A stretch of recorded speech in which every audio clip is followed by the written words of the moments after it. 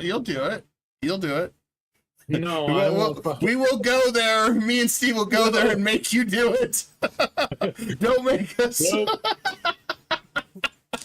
All right, and welcome to a very late Dragon's Lair. Yes, Ramcross, you are absolutely correct. We are late, but we have a special guest. We had to go all the way back in prehistoric Earth to go find him so we could bring him to the future. So we've got Steve Megatron with us. How are you doing, Steve? Good. No Megatron voice today, huh? Well. Well, there we go. Now we got your voice. We attack Michael Blanchard. Yes, we do need to attack Mike. Poor Mike. By the way, Steve, fantastic website for Geekcast Radio.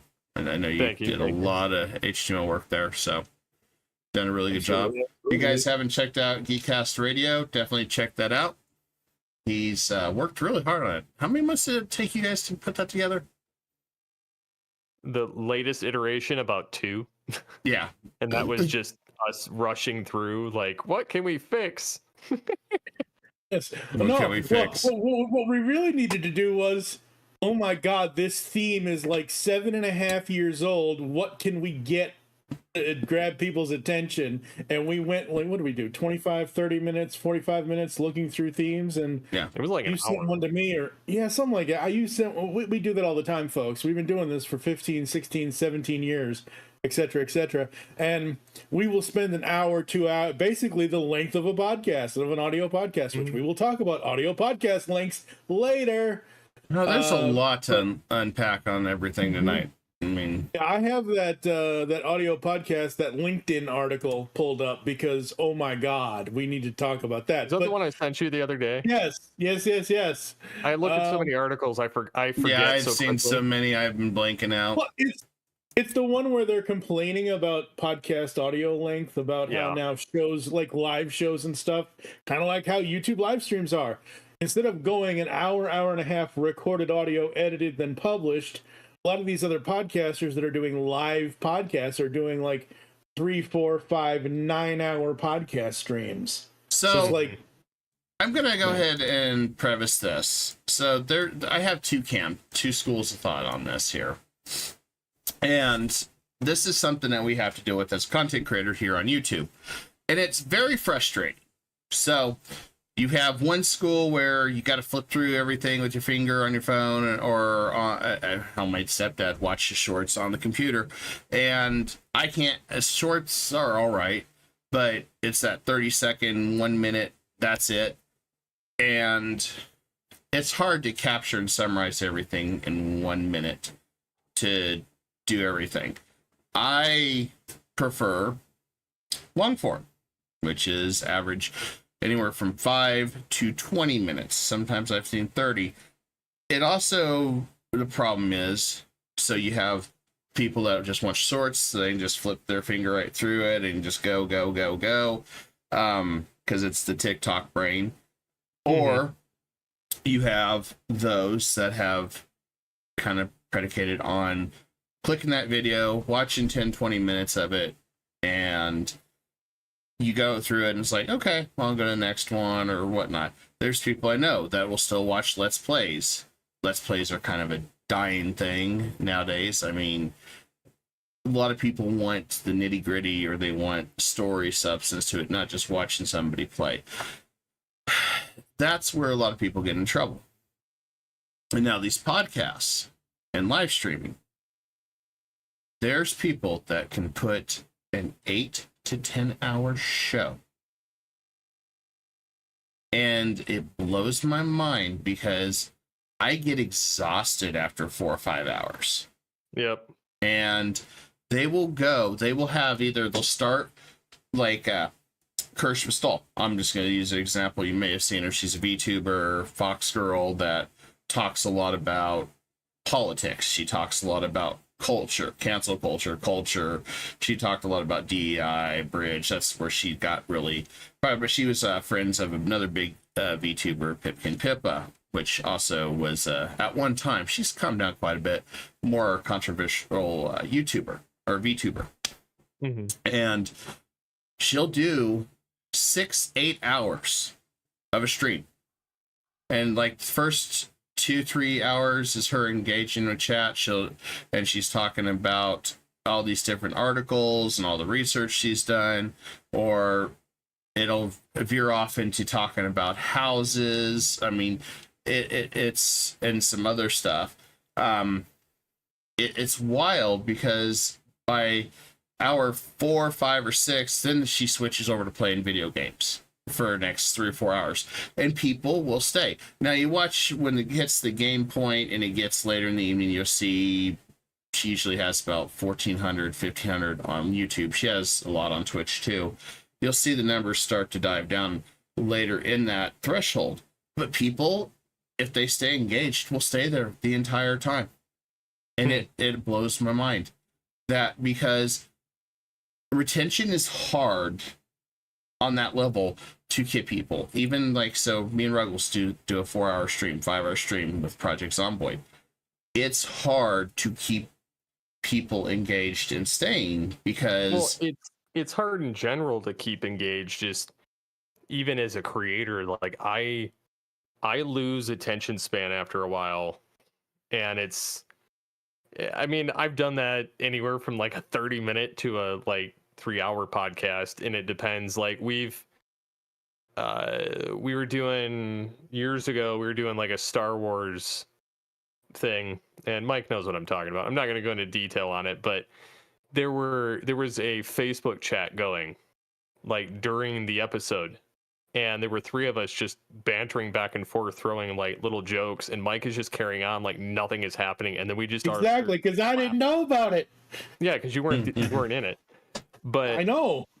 But it was humorous just because the group of us were just laughing and cackling behind the scenes and kept having to mute, and Mike's like, "Come on, guys, like, all right, what's going on?" Like, and then we just broke down and lost it, like, on one of the breaks, and he's like, "You guys suck." Yeah, you guys suck. But no, I mean, we, and then there's other episodes where, I'm highly engaged, or there's been in the past ones where I've fallen asleep during the recording.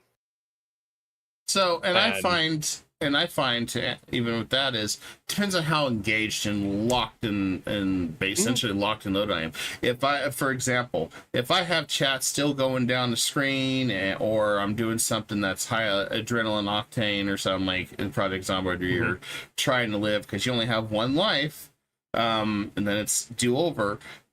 You're kind of constantly doing stuff. You're having to keep active. There is some downtimes. The downtimes is where things kind of slow down and go. But like, for example, me and Mike and Orcsaurus have been engaged in dialogue, or me and Mike, depending on the show, and it may already bleed over to 3 hours. And we still got stuff to talk about, but I'm looking at time like I'm getting tired just because of earlier day work, and because it just goes on and on. Hey, Ramcross, I gotta make that cheap pennies on the dollar AdSense. Sorry, YouTube don't pay me enough. Ramcross, where are them super chats at, Mr. Late? $20 super chats. Don't sound like DSP on us.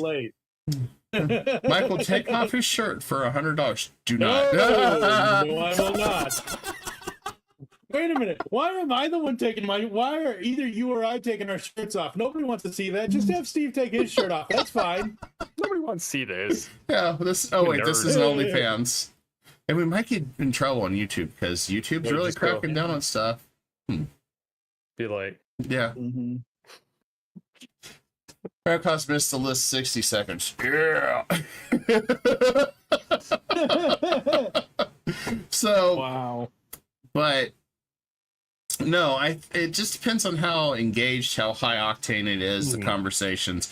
If you've rehashed the same stuff because it feels like we're beating a dead horse every single week or whatever, even though it's a new subject, it's a new stupidity, then you're kind of be like, I think I want to say the last 3 weeks of shows, the last 3 weeks of either this or when you and I and Orc do Degen and Greenstream, I want to say we've been doing a lot better, even though it is kind of the same lame old beat. Like, oh, Disney's being destroyed, Star Wars is blah. I still think I've been more engaged in the last 3 weeks of doing this stuff than I have the last almost. I think February of this year was my anniversary of doing this for a year with you. I Yeah, think pretty February of close. 2023 is when I started with you guys.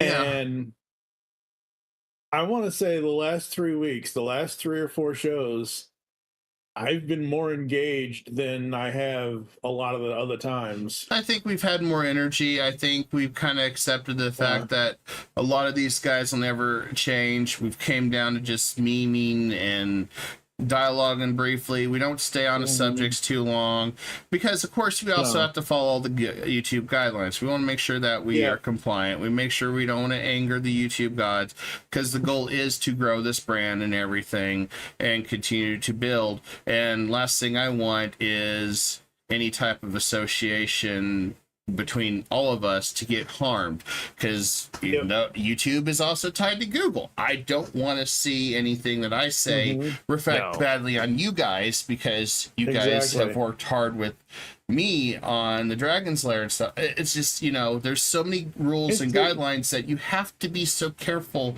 how you say things. Now, there's people that don't care because they're already rich, they're trust fund babies, they've got 1 million subs, but here's the thing too, YouTube is going after those channels now. YouTube is nailing these bigger channels. They yeeted Amaranth, for example, right off YouTube. Amaranth, you know, well, she's got Kick, she's got Twitch, and, you know, she's got OnlyFans. So, I mean, she's a multimillionaire. But the point with it is they're going after VTubers for ASMR. They're going after journalists because election year.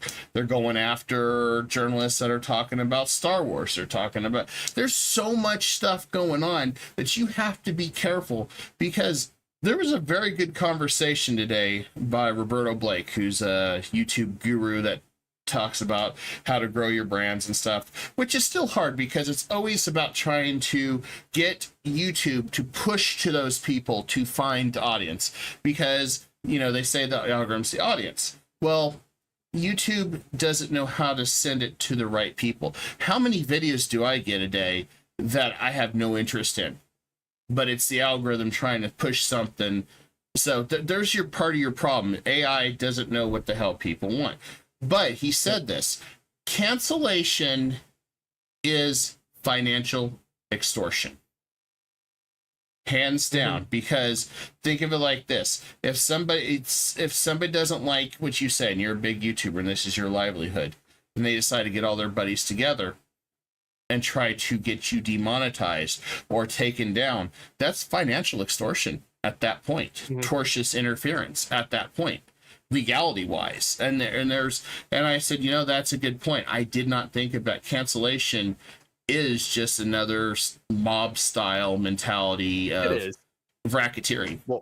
Well, and there's other styles of extortionary tactics for advertising. Like, I work in the marketing realm, and I'm not going to name names of any companies, but there's one in particular that we had a meeting with recently, and it's very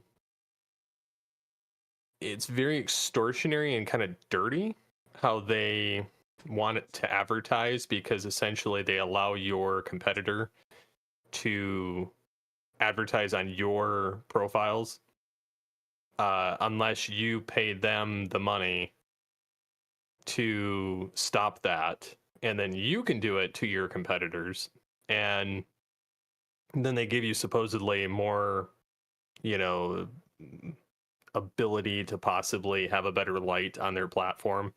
And then they get to the price, and it's like an astronomical stupid amount, and I'm like, I will figure out a way of doing this that doesn't cost money, because I was genuinely appalled at like the monetization structure. But I mean, like, so it can go both ways. Like, they can be extortionary towards a business or a company to charge them more based on, you know, their ability to push out the competitor because they kind of necessitate that in a dirty sort of way. Or there's also like the cancellation stuff, like where people were, not only canceling creators, but I mean, it happens with TV shows all the time. People are, review bombing stuff. And I'm not saying that you shouldn't review negatively something that you genuinely hate and thought was total trash, but you shouldn't like do it with the object of getting something canceled.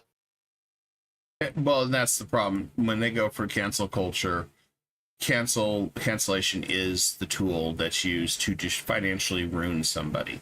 Now now people are starting to push back, people are starting to fight back, but how many years did it take for people to finally just give them the middle finger?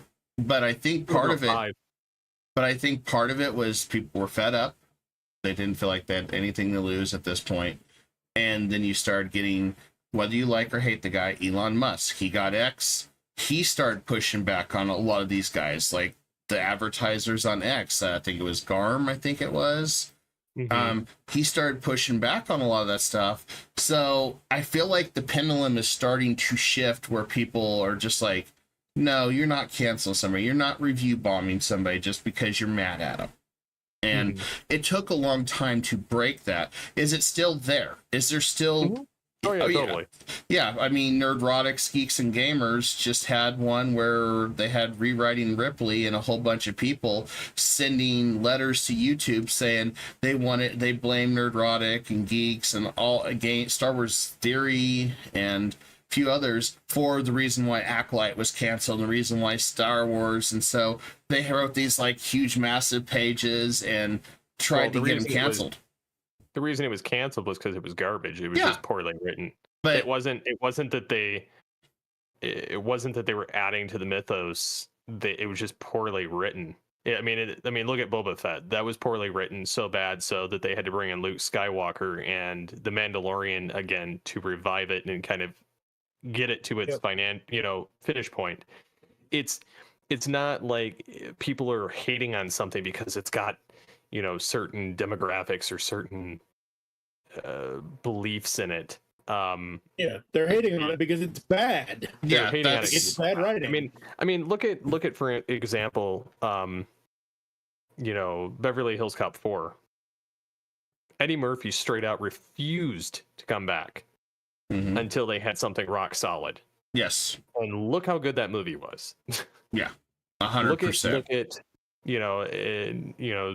I haven't seen it, but like the second Beetlejuice film. From what I've heard, it's really, really good.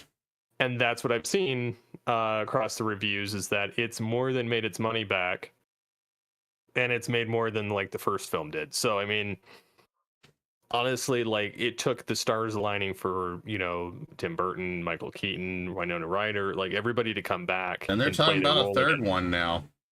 And I wouldn't doubt it. That tells you the state of decay too, Steve. But I mean, Hollywood. The fact that these old franchises are coming back and are just as popular now as they were back then shows you that people want what was back then. Like people want that better writing. People want, the stuff that was just, I don't know, straight out fun. Like there wasn't all of this extra crap. I mean, we got Deadpool and Wolverine. That was yes, it was a Marvel film, but it wasn't. It was felt more like a Fox film with Marvel characters. Like it bridged that gap. I mean, and we've had that with like multiple movies. Like look at Sonic 3 that's coming out at the end of the year. The trailer was phenomenal. I mean, you have everybody coming back. I mean, even Jim Carrey came back, and he was like, "I'm done." Like, and this is the first time he's ever done a threequel. Like ever. And so like it just goes to show you, if it's well written, it's fun, the actors want to come back, the people are asking for it to come back. Like it's not about canceling something because it's a bunch of these whiny nerd boys. No, it's because it was well written and it wasn't crap. That's why it got to live on. Well, and that's 100% true on that. I mean, if Star Wars Acolyte had better writing, if Boba Fett had better writing, if any of these had better writing, even if you crammed in a little bit of what they call identity politics or whatever they in there, Well, look at X-Men. nobody's going to care as long as the script, the story makes sense and it's good. That's the thing. We've had all sorts of this stuff throughout the last 2-3 decades. Nobody blinked an eye. There was some movies I was watching the other day with the folks, had politics in it, right? It was back, 90s, 2000 politics, and it had the pendulum shifting and stuff. Nobody cared about it because it wasn't in your face. It was, here's the timeline of current world events. Here's the story. You've got everything set up in place. Now take the story and run. And that story hit it out of the park. That's the way it should be. But we're focusing so much on the political aspect or the cultural aspect that you miss the most important thing of any type of storytelling: writing. Yeah. If the writing ain't there, nothing will succeed. And that's even if you're writing a book. If the script's not there, if the story's not there, and it doesn't flow together, it doesn't matter. If you wrote something that supposedly, like, they all claim the, right or whatever you want to say, but I consider people that are just harsh critics because they miss the old writing. But if you look at writing in general, if it's good writing, not anybody's going to give a damn. I mean, so like, look at Star Trek Picard season 3 versus season 1 and 2. 1 and 2 had a bunch of, just like Discovery, had a bunch of nobody writers that were plucked from who knows where and given a chance because they knew somebody, or you've seen like some of these different shows that have, like some of the Transformers shows, like the War for Cybertron trilogy had crap for voice acting, and the plot would have been fine had the voice acting and the pacing been better. But I mean, exactly. I blame Netflix and Hasbro on that, mostly Hasbro, but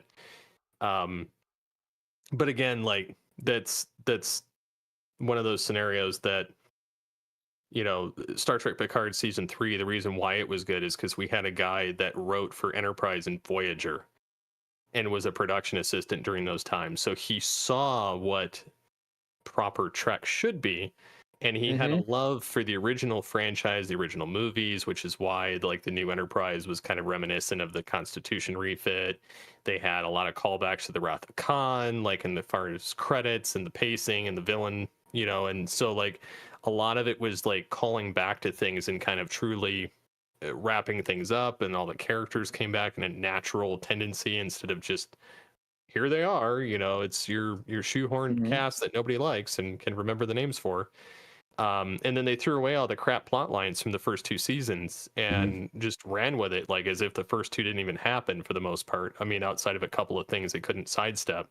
And it was great. And some people complained about it, some people didn't. But I mean, overall, the reception was great to the point the people were overall like, reception was a redemption because nobody thought that you could redeem that garbage fire of season 1 and 2. But Metallis took it and knocked it out of the park. Yeah. And that just goes to show, if you have the right person in charge, it can do wonders. I mean,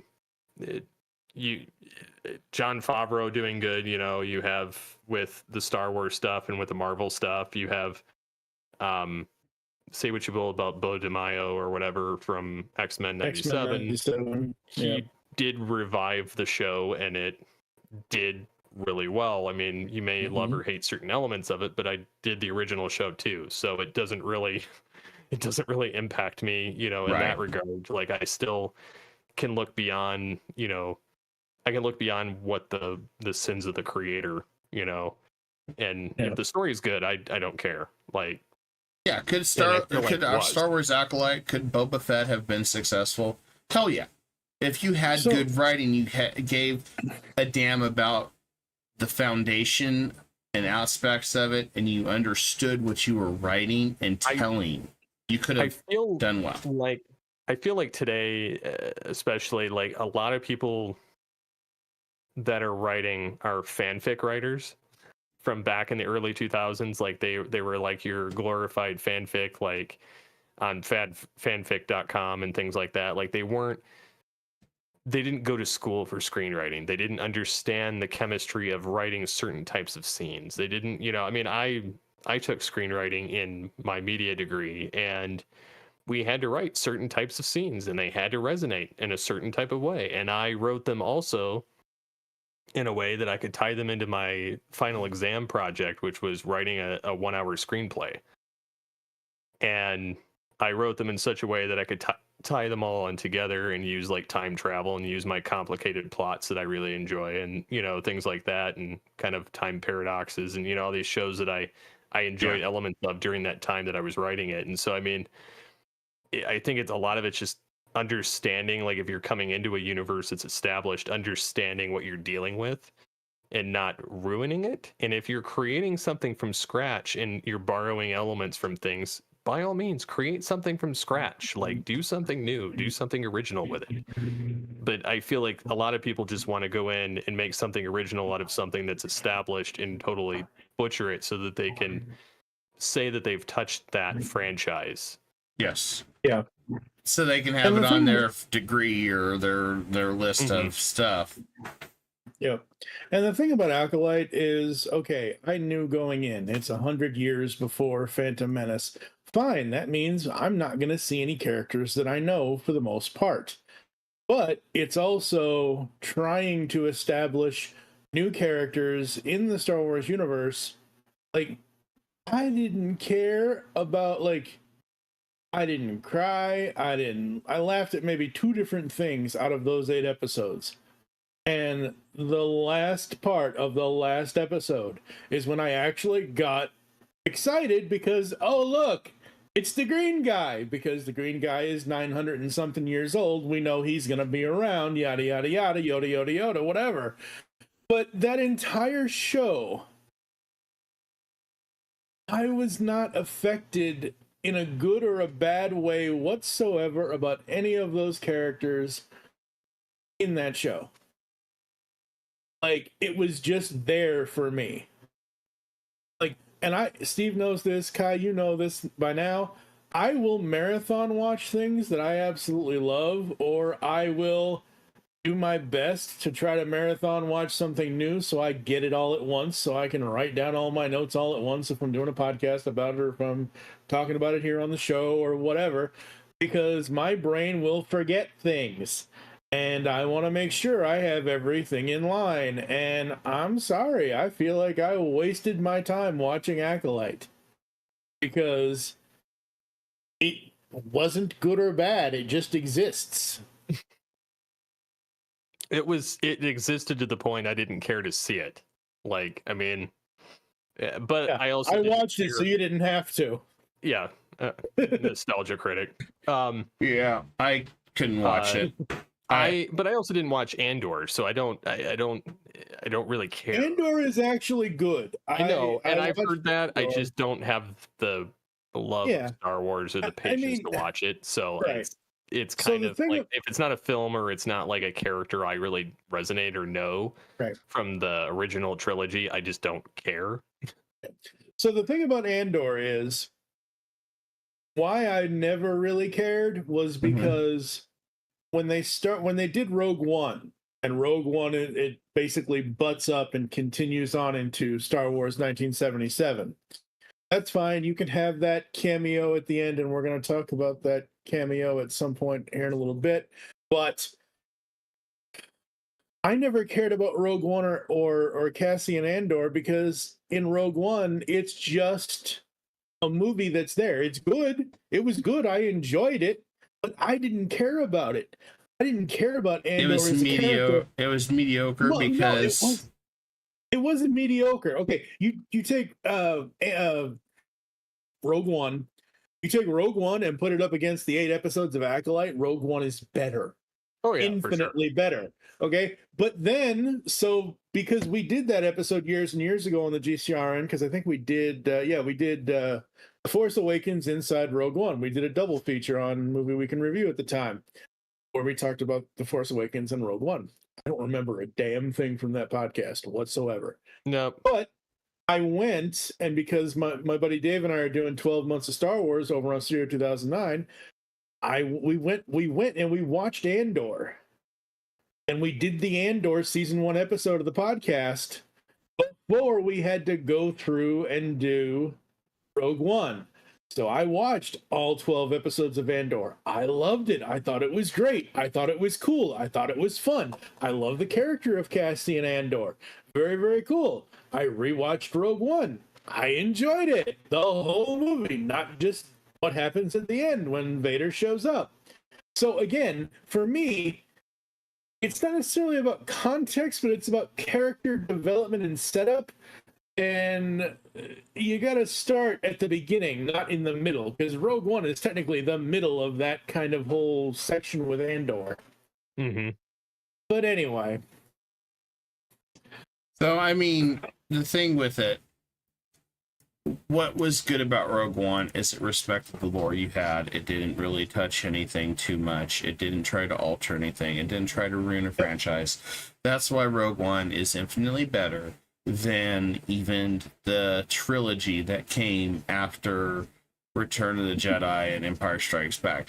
That's the only good thing, in my opinion, Disney has produced when it comes to Star Wars. I will argue Mando season 1 and 2. Possibly. I will argue that. I will argue Mando in season 1. Season 3 lost the script. Yeah. Well, so here's the problem. I reviewed that with Hank at TPE Network, and we were. So here's the problem with Mandalorian season 3. It has nothing to do with the writing. It has nothing to do with the characterization. They didn't change Mando. They didn't change Grogu. The problem was Mando was kind of like Cowboy. It's kind of like his own thing, his own it's his own centric thing. In season 3, what they tried to do was, here's the Death Star, not really, but here's the Death Star, and the rest of they tried to cram the rest of the Star Wars universe into that season. Yeah, it should have stayed like a John Wayne movie where it was very segmented, and like he kind of, once they started doing in the buddy cop thing with him hanging around everybody for the rest of the time, it just didn't work. No, it didn't work. He's very much good on his own, and then as he, each episode maybe picking up one of those individuals to kind of, pair off for that certain one-off battle, but and then what they did to like Gina Carano, that ruined the franchise, and that to me kind of screwed it, because I actually liked the interaction between her and Mando. Yeah, that character was a good character. Bo-Katan in there, and I was like, okay, I mean, I get it, but like I didn't really need that angle. Well, you do realize they were leading up to Star Wars Rangers, and Gina Carano was going to be the main star of that up until the whole politics BS that happened. I think they screwed that royally. I think that would have been good, because it would have put us on a different something totally different than what we've been experiencing, and it would have taken the Force out of it. It would have taken a lot of the Mandalorian. We don't need not every show, and this is the problem that they don't understand, not every show needs a Jedi, not every show needs the Force, not every show needs Mandalorians. You can have a really good storytelling without that. There was a lot of good characters in the Star Wars extended universe that weren't Jedi Force users or Sith Lords. There was so many good characters. Hell, during the Yuuzhan Vong in the EU, it wasn't the Jedi that really were the big thing. They were getting crushed until they learned how to use Force lightning to fight them and shit. But at the same time, it was everybody else that could fight. But the problem is, and we have to accept this, unfortunately, they threw out the EU continuity, so which means instead of relying on continuity and adapting it to live action or animation, would have worked. They have to.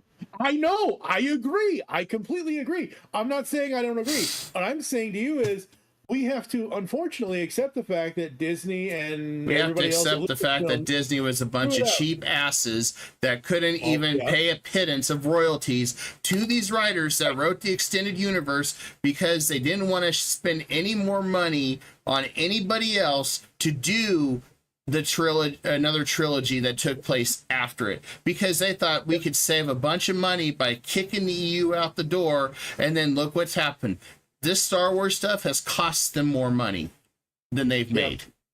And look, it was a boneheaded decision. And the best thing they could do, which they will never admit to because they have too much pride, is the fact that they need to just basically say, Kathleen Kennedy, you're out. Bring in somebody in that's going to turn around and say, I'm bringing the extended universe back in.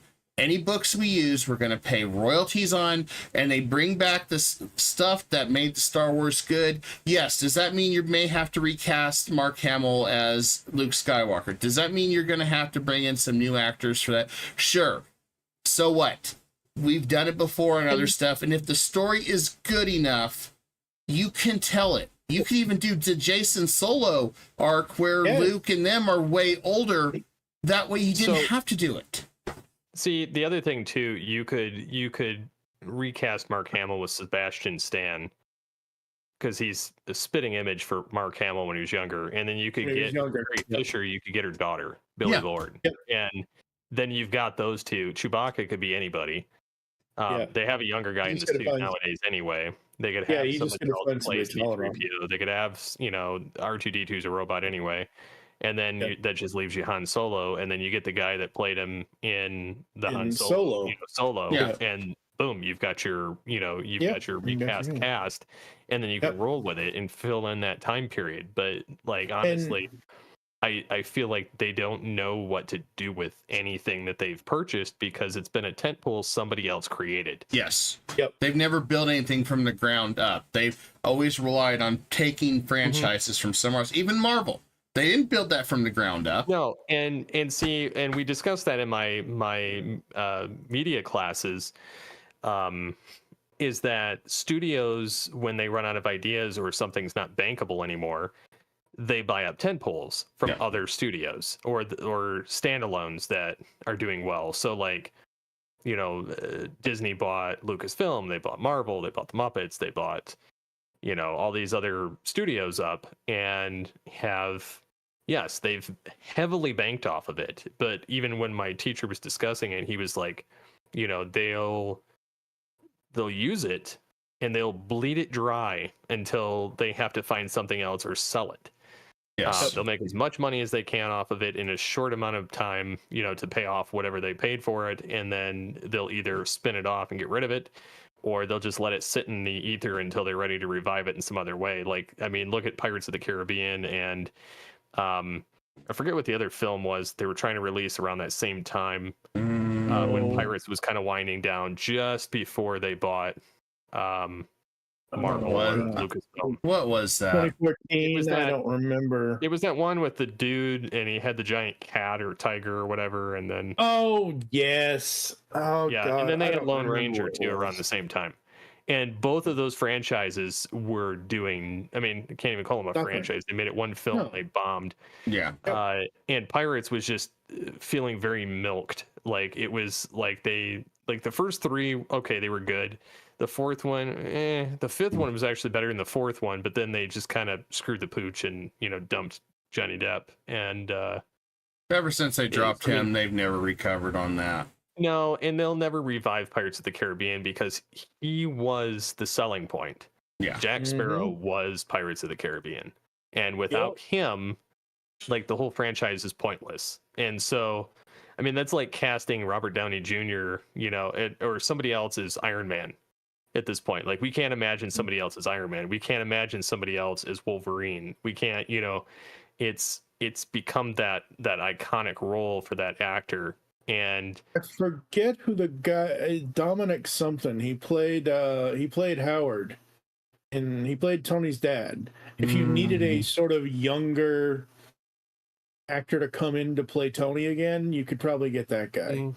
I'm good. I think they need to just leave it. I think that ship sailed. That ship has sailed. They should have never brought Robert Downey Jr. back as Dr. Doom. I'll look to see what they do with it. I think honestly that was the quest for more money, though, Steve. I think at that point they're like, we need more money. We need to find a way to milk this. Our Marvel is dying at this point. We don't have anything good in our chamber anymore. We've got to keep the franchise going. We haven't done anything with Doctor Doom, so we got to keep that so we don't lose the IP or all this. I mean, it's literally right now throwing anything at the wall and seeing what sticks, and it's an act of desperation. And the thing that made Deadpool Wolverine special was they knew what the hell they were doing when it came to the writing. Well, that and Ryan Reynolds knew what he wanted to do, and Disney tried to shoehorn a lot of stuff in, and they did get a few things in, but it was at the whim of Ryan, and Ryan decided what happened. He did the marketing, which is why it was such an astronomical, amazing film. And him and Hugh just bantering back and forth. I mean, they've been doing that for years, but then putting it into the film and as the characters was just epic on another level. And they were supposed to have the Marvels in the film, and he totally dumped it. Which is a good thing, because and the thing is, call it what you will on that, but the way they did it, it was good. And the other problem with it, and this was a weird thing for me, it brought back all the people that used to bitch about movies from the 80s, 70s, and 90s because of one word. And I still just shake my head on this because I'm thinking, I knew what he was implying. I knew what he was going with. But any smart person knew what he was implying. But people took him saying Marvel Jesus as literally he was bad-mouthing Christianity, which he was not. He was basically making a joke that him doing what he's doing, he is saving Marvel because, and if you knew the background behind it, then you knew that that's what he was saying. But the problem was, people took it out of context thinking, oh my God, it's anti-religion. I was like, no. No, he was saying that he's the savior of Marvel because Marvel is in the toilet and needed somebody else to come save it from itself, and which is what he was doing with it. And I love the fact that he's a lot of the actors that were in it were in other films with him in the past. Yes. Like in the past 5-6 years. You know, he had Mark Ruffalo and Jennifer Garner and Adam Project. Yep, the Adam Project, and so he had them already shoehorned in. The Free Guy, he had Channing Tatum and who was the other? Chris Evans. Chris Evans.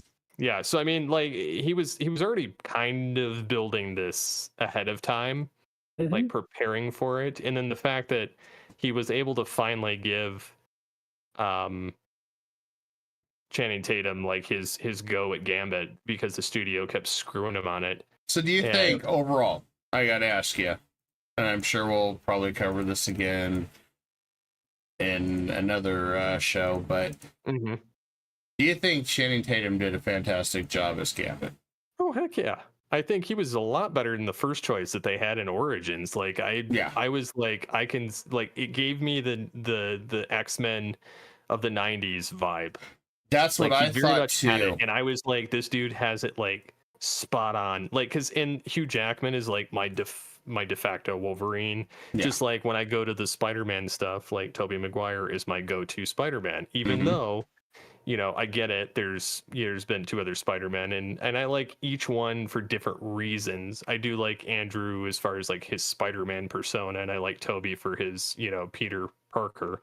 But I mean, like, there's even rumors going now of having Wolverine and Tobey Maguire's Spider-Man in future films with Marvel, you know, and as they're leading up.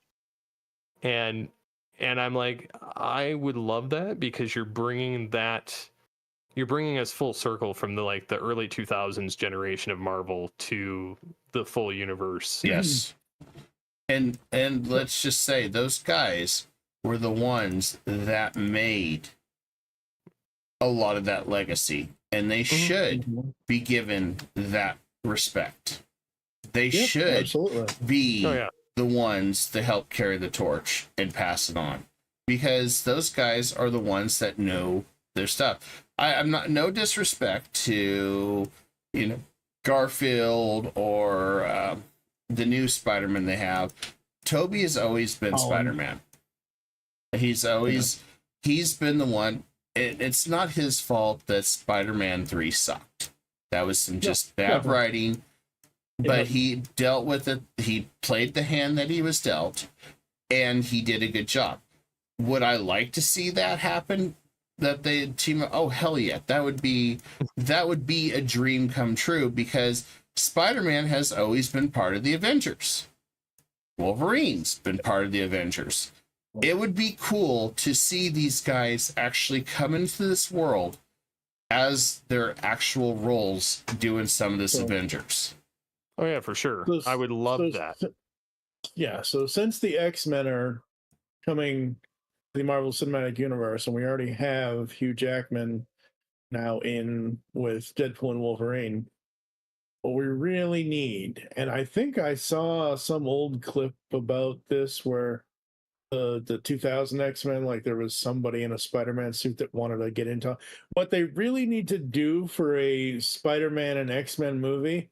Get Toby, get Hugh, and basically adapt the old video games Spider-Man and the X-Men. Yeah, that's write some sort of story similar to that, where it gets the two, you know, together, kind of thing.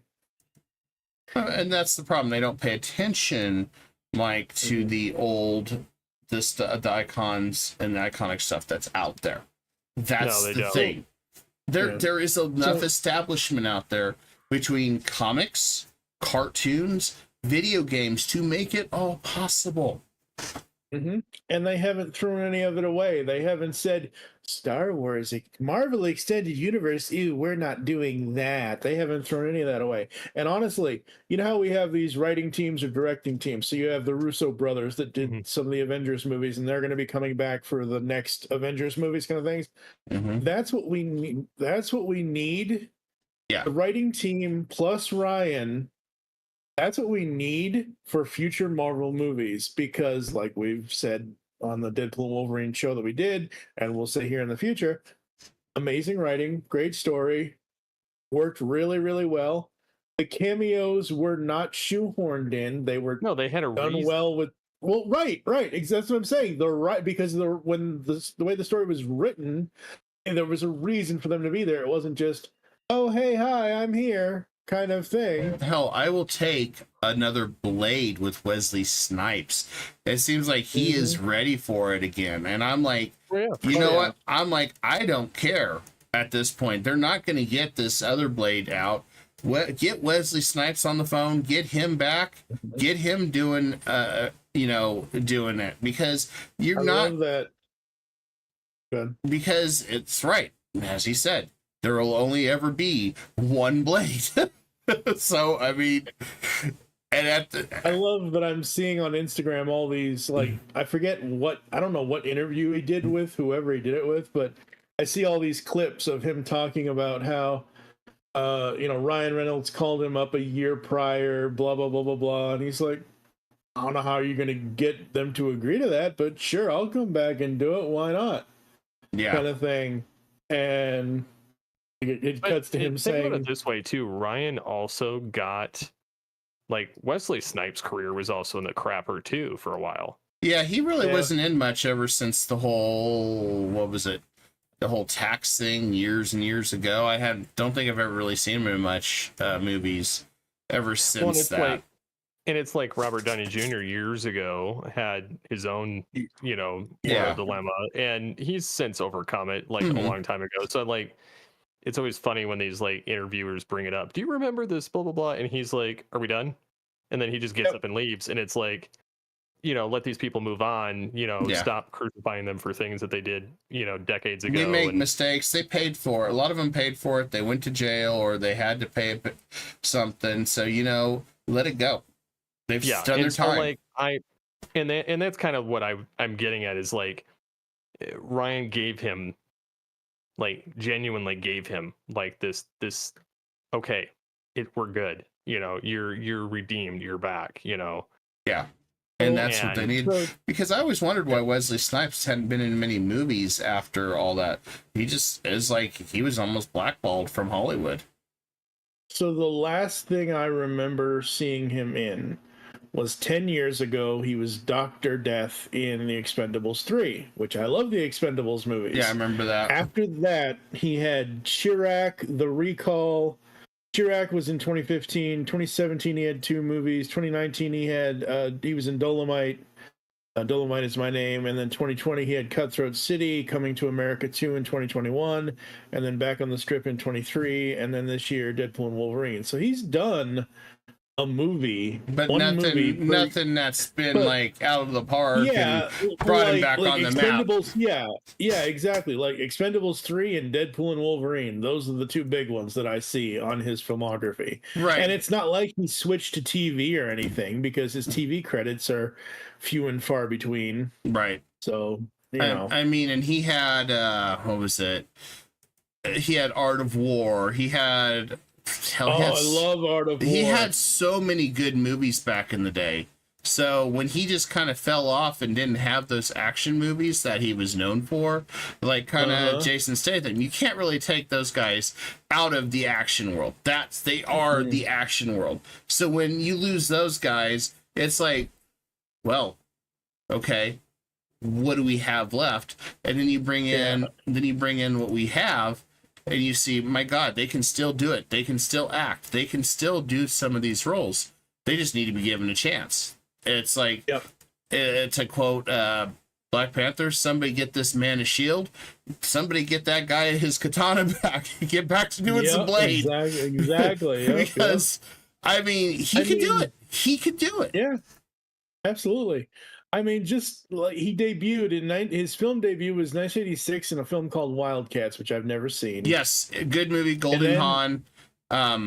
If you like comedy and it's high school football, he was in there with Woody Harrelson in that one. Was he really? Yeah, look that up. So they've been in several movies together. Yeah, no, I know. I'm going to run down this list really, really quick. In 87, he had Critical Condition.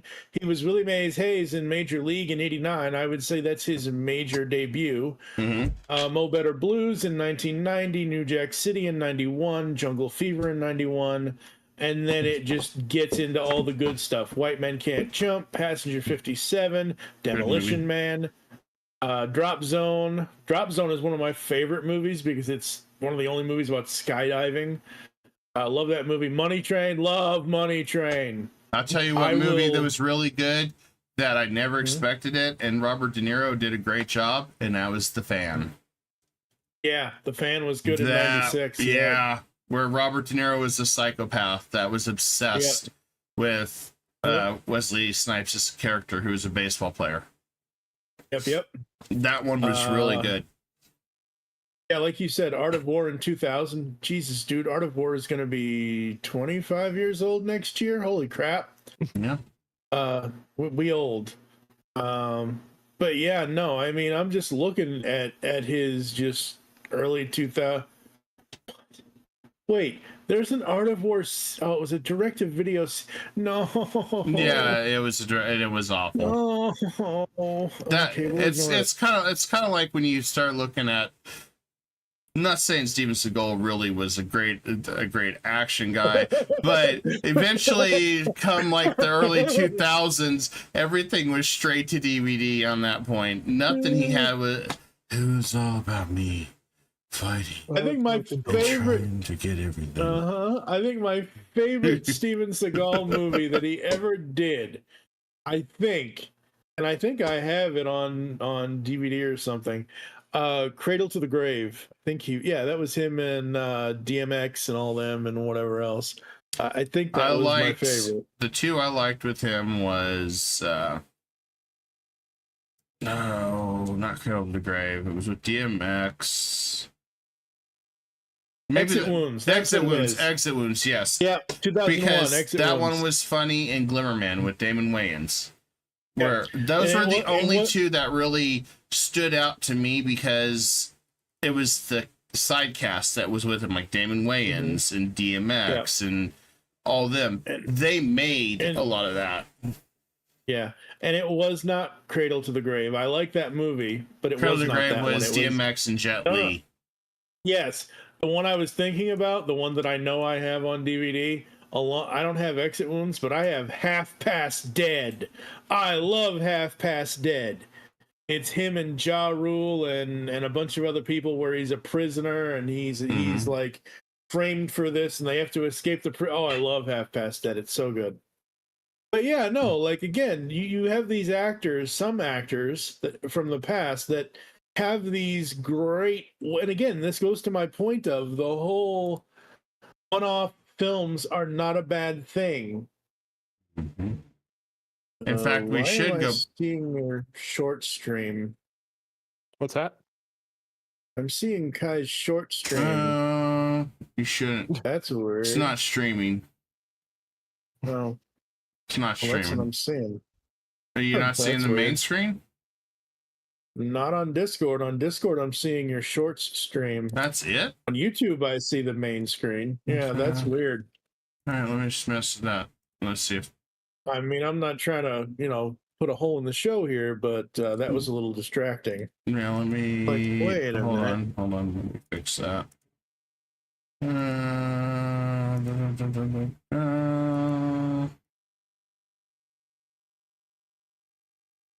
There we go. Back up. Okay. Yeah. There we go. That was really weird. But no, like a lot of these actors, like, it goes to my point of you can have a one movie thing and it be one whole story. Like all those Wesley Snipes movies I just mentioned, most of them, a good majority of them, don't have sequels. You know why they don't have sequels? Number one, they don't need them. Number two, they were good story. Passenger 57. Yeah. That's a good one. Passenger 57 is great. Drop Zone is great. If you've never seen that, it's a really, really good movie. And it's not just him. You can take any actor from the late 70s through the 80s into the 90s and maybe the early part of the 2000s, and they all have, actor or actress, they all have really great filmographies because they've made a body of work that doesn't rely on being a cinematic universe or this or that or 17 sequels or whatever. Yeah, I mean, I hate cinematic universes. I used to be okay with it up until they started milking it so much for money. If you were to do it slowly and you were to, let's just say, Avengers. She did 3 Avengers movies. She brought in some characters. She brought in a few of that. And then you took a break. Took a break for a couple years. And then come back and you have a real script ready to go. And you had everything ready. Like, I mean, no Ant-Man, no Ms. Marvel. Characters that people are going to follow. You can start adding some of those characters into a follow-up, like if they did in Captain America 4 with Chris Evans. You could have introduced some of those characters to build an offshoot story if, say Iron Man's gone. There's things you could have done, but literally, as I said, they blew their entire wad on Avengers Endgame, and now it's, hey, we're just going to throw whatever and see what sticks, and half these characters don't resonate with anybody. No. I will say that Anthony Mackie as Sam Wilson Falcon, I like that character. I'm interested to see what happens in Captain America 4 and all that. I like the fact that they got a chance to have Steve pass on the shield kind of thing. I think that was cool. I think that was a good move for Marvel, because that way at some point you can always bring him back if you need him, but Evans may not want to come back. So if you need to recast that role, and they also have another thing. They could do this movie. Falcon just doesn't want to do Captain America. He's like, screw this. I'd rather just stay the Falcon. Bucky was Captain America after Captain America died, so to speak. Yep. So I mean, Yeah, you have there's a whole bunch of things they could do. You still have things that would still fit in the continuity of that universe. Granted, then it was like, oh well, Captain America really wasn't dead, blah blah blah. So if Chris Evans wanted to come back, they had another out. So I mean, they have different things to do it. But when we're talking franchises, a lot of these legacies, I mean, look at Boba Fett. I saw the other day Boba Fett toys in the dollar bargain bin. Yeah. It's Star Wars is gone as far as, they really just need to take a step back because they don't have the massive world that they have like in Marvel. They just need to take a step back, maybe wait a few years, maybe wait till they have somebody that has a brain that's going to handle Star Wars better. Somebody that actually respects lore, maybe sell it off to a company that cares, that would pay royalties for these extended universe and bring back things.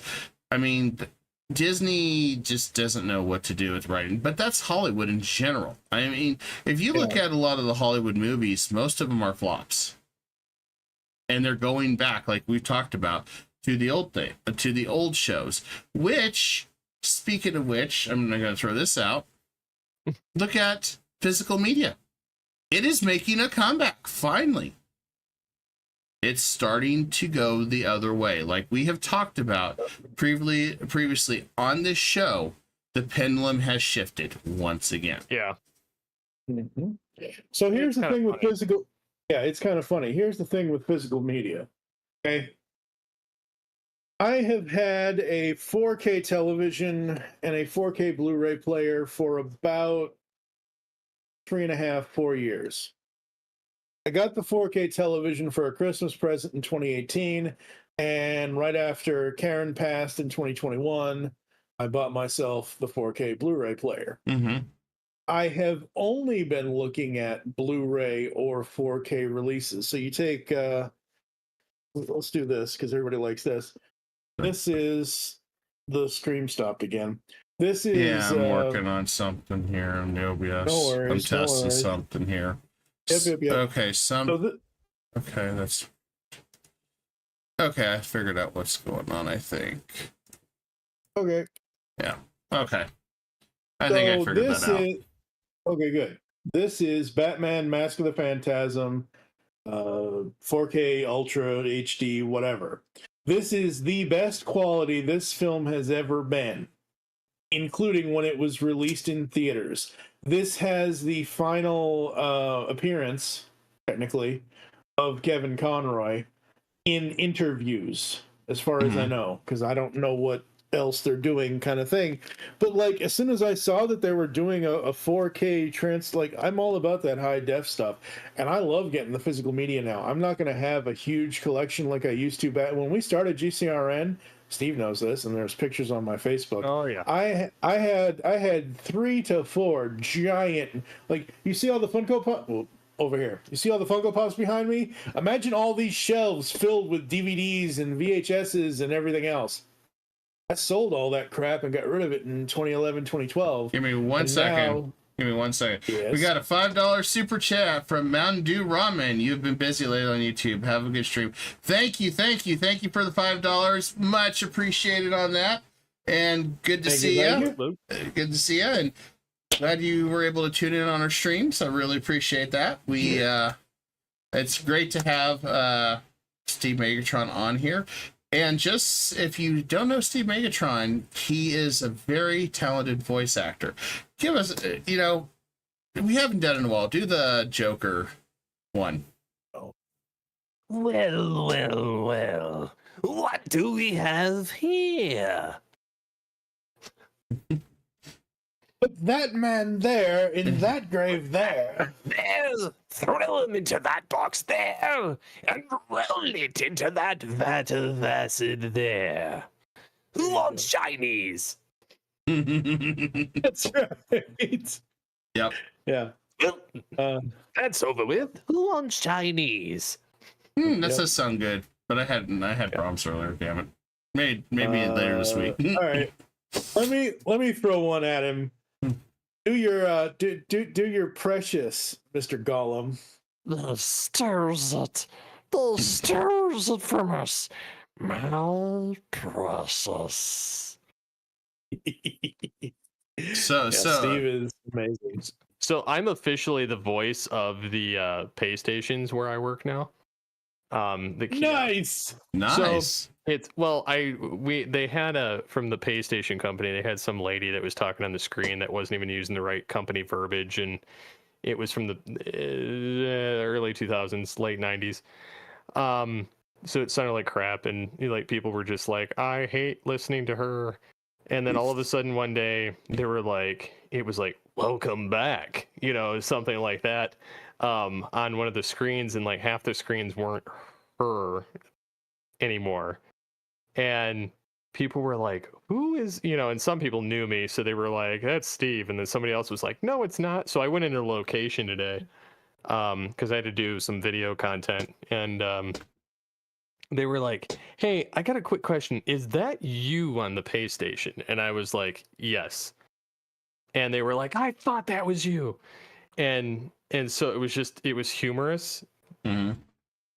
Because, they were like, I knew that was you, blah, blah, blah, blah, blah. And then so I guess they had a bet, and they were like, Steve stuck in the box, Steve stuck in the box. And so like, it was like kind of an ongoing gag. And I said, well, I'm actually the voice of the, the commercials and the TV stuff now.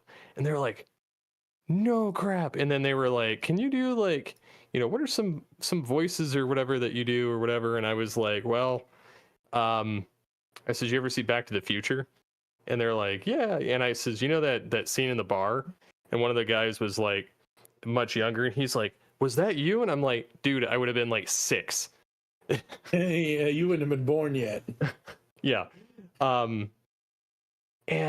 they were like, what character are you talking about? And I'm like, well, he's the one that talks kind of like this in the middle of the bar, and so I started doing that at the pay station, and they were just losing it, and like in awe and everything, and I was just laughing, and I was like, well, time to go. And then I drove off, but it was just, I don't know, it was just entertaining. Like sometimes I'm like, I forget that, people like hearing it sometimes. And then like other times I'm like, I don't care. Like blah, blah, blah. I won't do it. Or, and then other times I'm like, I'll go ahead and humor people with it and give them a laugh, or, So Mountain Dew says, I'm a huge fan of the recent cast of the RE Resident Evil game voice actors. Too bad people doing the work in art aren't always appreciated.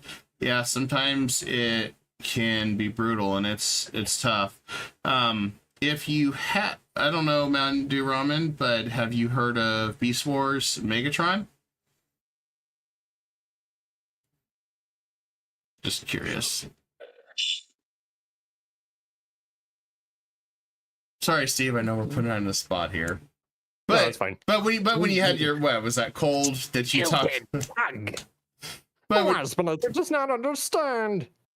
Well, what do we have here? Oh, Mountain Dew Roman says, oh yeah. So he can do very, very close to the voice actor that does the Predacon Megatron. Yes. Very close, like literally. Yeah, it's like when I first met you, Steve, I thought you were that voice actor that did Megatron. When we first met, I was like, holy crap. It's like we spot wish he was on. that famous. Oh yeah, I wish he was that famous. I need to find my Beast Wars Dark Glass. Yeah, you do. While he's doing that, while he's looking for that, no, seriously, like when we interviewed, I think it was the second or the third time we interviewed David K. First time we talked to David K.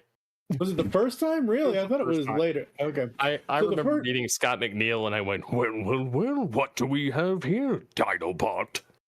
And and it was just, I don't know, it was humorous in general, like, because he was kind of like, oh, and he goes into his Rat Trap voice. He goes, don't cut the cheese, and just kind of rolled through all of his different Beast Wars voices, arguing with himself. but So when I don't know. Steve, when It's just we fun. yeah, definitely. when we interviewed David Kay for the first time in 2009, I want to say, yeah, that was 2008. when was it 2000? Really? December. Yep. I'll never forget Oh, it. right. Okay, yeah. So when we first interviewed him, I think, did I tell you to do it or did you just do it? Like, it was like right. I think you prompted it. Probably, yeah, because that's Because usually I was what I too have to chicken to do. bring it up, and you're like, Steve, can do the Beast He's Wars. too wasn't that he was too chicken, he was too humble is what he was. But Yeah. and then I said, yeah, Steve can do Megatron, Steve can do your character's voice. I think David was like, well, let's hear it or something or other, and we went that was what he into said. it. Yep, he went into it, and I think I'd have to re-listen to that old interview, but I think he said in his own voice, I think he said, well, that's really, really good. And then maybe he said something else as Megatron, I don't remember. Well, he said literally, that is the best rendition that I've ever heard.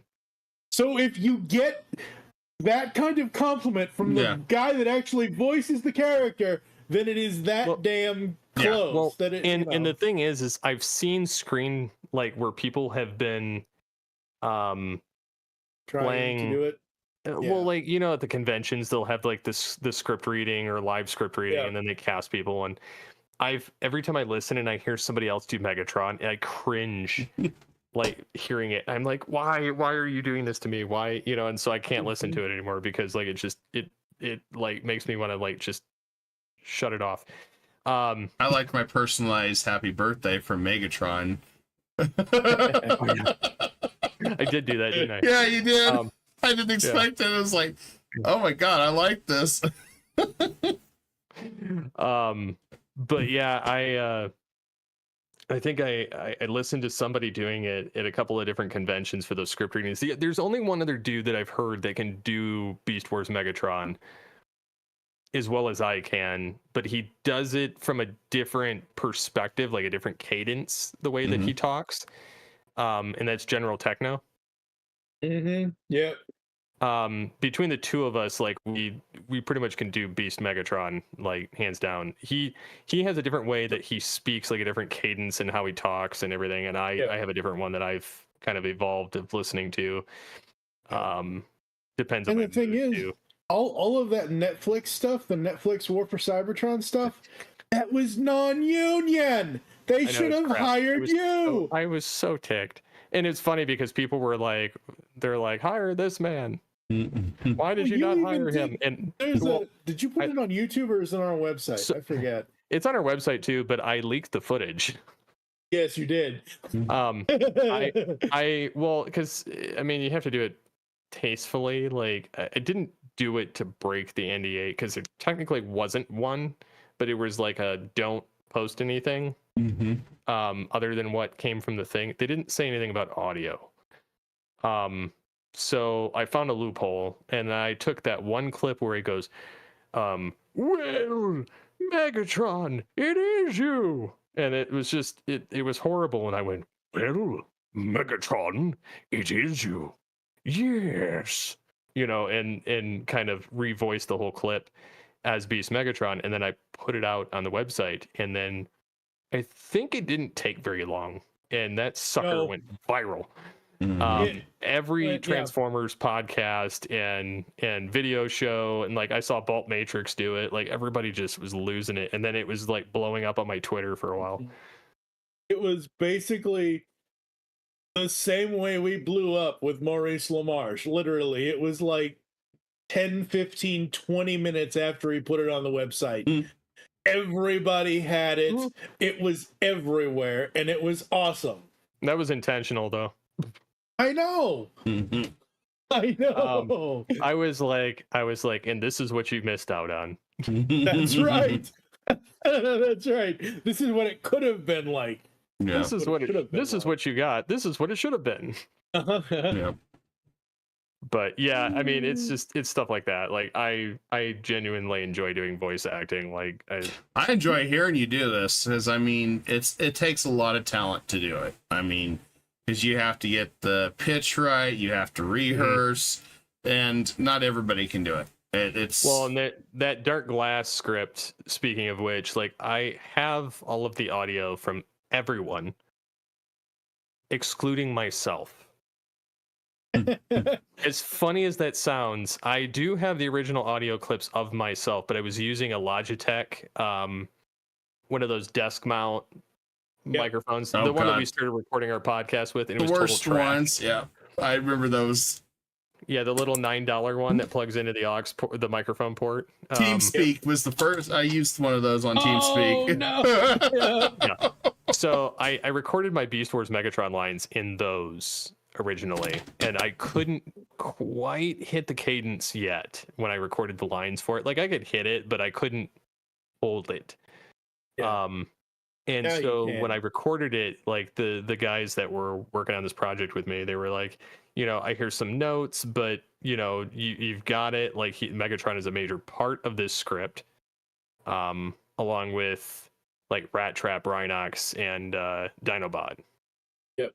And so like we got everybody's lines. Like John Bailey is Optimus Primal. Like we've got Daniel Ross, which is Waspinator and Rat Trap. Daniel Ross is the current voice of Donald Duck. John Bailey is the current voice of Soundwave in Transformers 1 and Shockwave, I think. And so like we have these guys that kind of Frank Tadaro, I think, almost got a part in this one, but he was in a lot of the fan dubs. Like we're all from the same circle. So that's what's humorous about it, is like those three made it big out of it. And so anyways, I have this script and I have all the files. I just have to record Megatron. And then, but I was intending on doing that as I put it together. Like I've already got all the dialogue almost assembled. I've got to put Megatron in there, and then I need sound effects and then music, which I should be able to take from the Beast Wars soundtrack.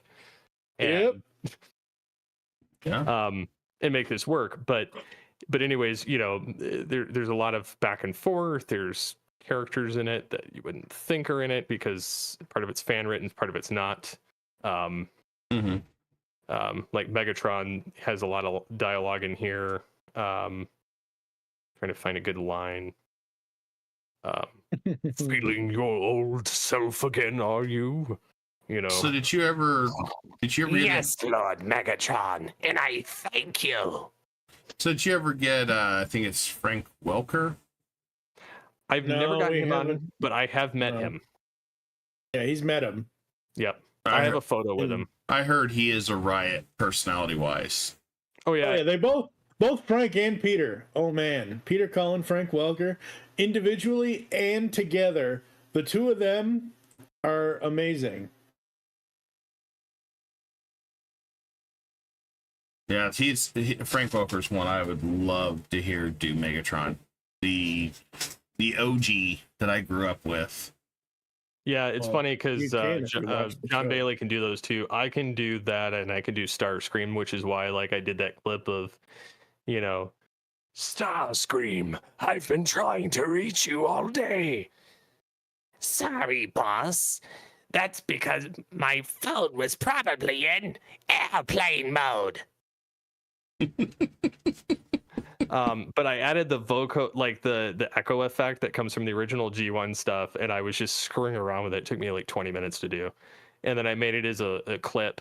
Like I literally recorded it in the basement of like where I used to work, and like threw it on my phone, and I was like, bah, bah, bah, bah, and then added the effect, and then posted it online. And I think that's like the only reel I have on YouTube. And it's got a ton of listens. Yep. I'll have to look. But so I know there's a couple topics. We did talk about the physical media thing, but the article I thought was interesting, Steve, that you sent me was CD revenue nearly triples digital album sales in the first half of 2024. Here's my thoughts on that. I think the pendulum is really going to start swinging for games, for everything. I think people are tired of these live services everything has to be connected to some streaming service or anything. You don't get to have your privacy anymore. Everybody's connected to the internet. Not everybody wants to be connected to the internet 24/7. And if depending on where you're at, you've got data caps, you got all this other bullshit. Sometimes people just want to put in their CD and listen to it. Sometimes people want to go and put their movie in the Blu-ray player or their 4K player or whatever the hell's out there nowadays. I mean, not everybody wants that. Or like GOG is a place you can buy games that are DRM free, which means even if Steam were to shut down tomorrow, you can play it. A lot of it doesn't have live server stuff. So, I mean, I don't mind Steam, but I hate the idea that you have to stay connected. Yeah. And Mountain Dew Ramen says, my BWC PS3 and my PSP 3000 are amazing still. If I had more room, I would have hooked up my old Super Nintendo, my N64, my Wii, and all that, because those are still priceless as long as you still play physical media. And physical media never goes bad, as long as you take good care of it. As long as you take good care of it, it doesn't go bad. And that's the issue that I have is by signing off digital rights, you have lost ownership. Yeah. And you're paying more for nothing. And Ubisoft has flat out said, you guys need to get used to it, considering you're just renting or borrowing it. And you've had guys say that. And a lot of my issue with that is goods and services. If I'm buying for some, there's a misconception there that I own that right to that game and the goods, but with digital, I don't own it anymore. I don't have control of it anymore. And these live services, you don't have control on it. No, you don't. And you pretty much have lost everything at that point, because if you get banned or you decide to mod or you decide to do anything that they deem inappropriate or anything that they don't like, you're yeeted. You're gone. You lost everything. If tomorrow people, which they've done, targeted content creators' Steam accounts. They've targeted people that are tired of bad games accounts. They've done everything they can to sabotage people's hundreds of thousands of dollars worth of games and stuff. At least Steam's been smart enough to stay out of it. But the problem that comes with this is you are still in jeopardy of losing everything. And we've talked about this before, of why physical media is so darn important. And absolutely, people said, oh well, I don't like having all the clutter, I don't like having all that. Oh, I get that, but go ahead, guys. I was gonna say I have I agree, but I also disagree. Like, I don't like having the physical media, but I also don't trust the streaming platforms, and I don't like having to, like, games. I would much rather own the disc because I don't play online with other people. Yeah, he's a single player gamer. Just like I am. Love playing old school online, or like offline. I play Red Alert Command and Conquer 2. I play, I would play the Beast Wars game if that actually still worked. Even though it's crap.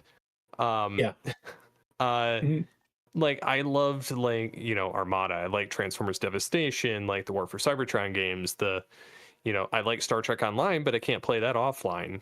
I like, I found my discs to Star Wars Pod Racer, which won't run on Windows 10.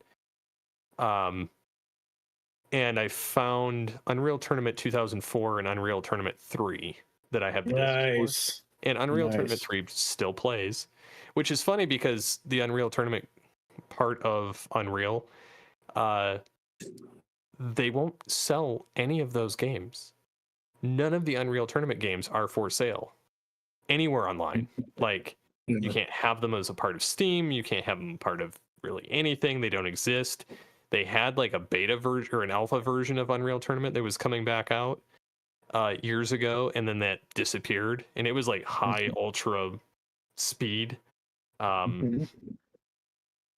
but it's again like I don't. It's for that same reason. Like I loved Unreal Tournament back in the day.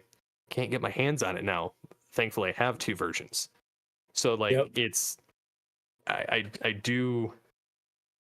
Yeah, and I do agree with the Star Trek games. I like Star Trek Online because I like the ships. I like the quality of the graphics with it. And then I like being able to customize my characters and play through the story arcs.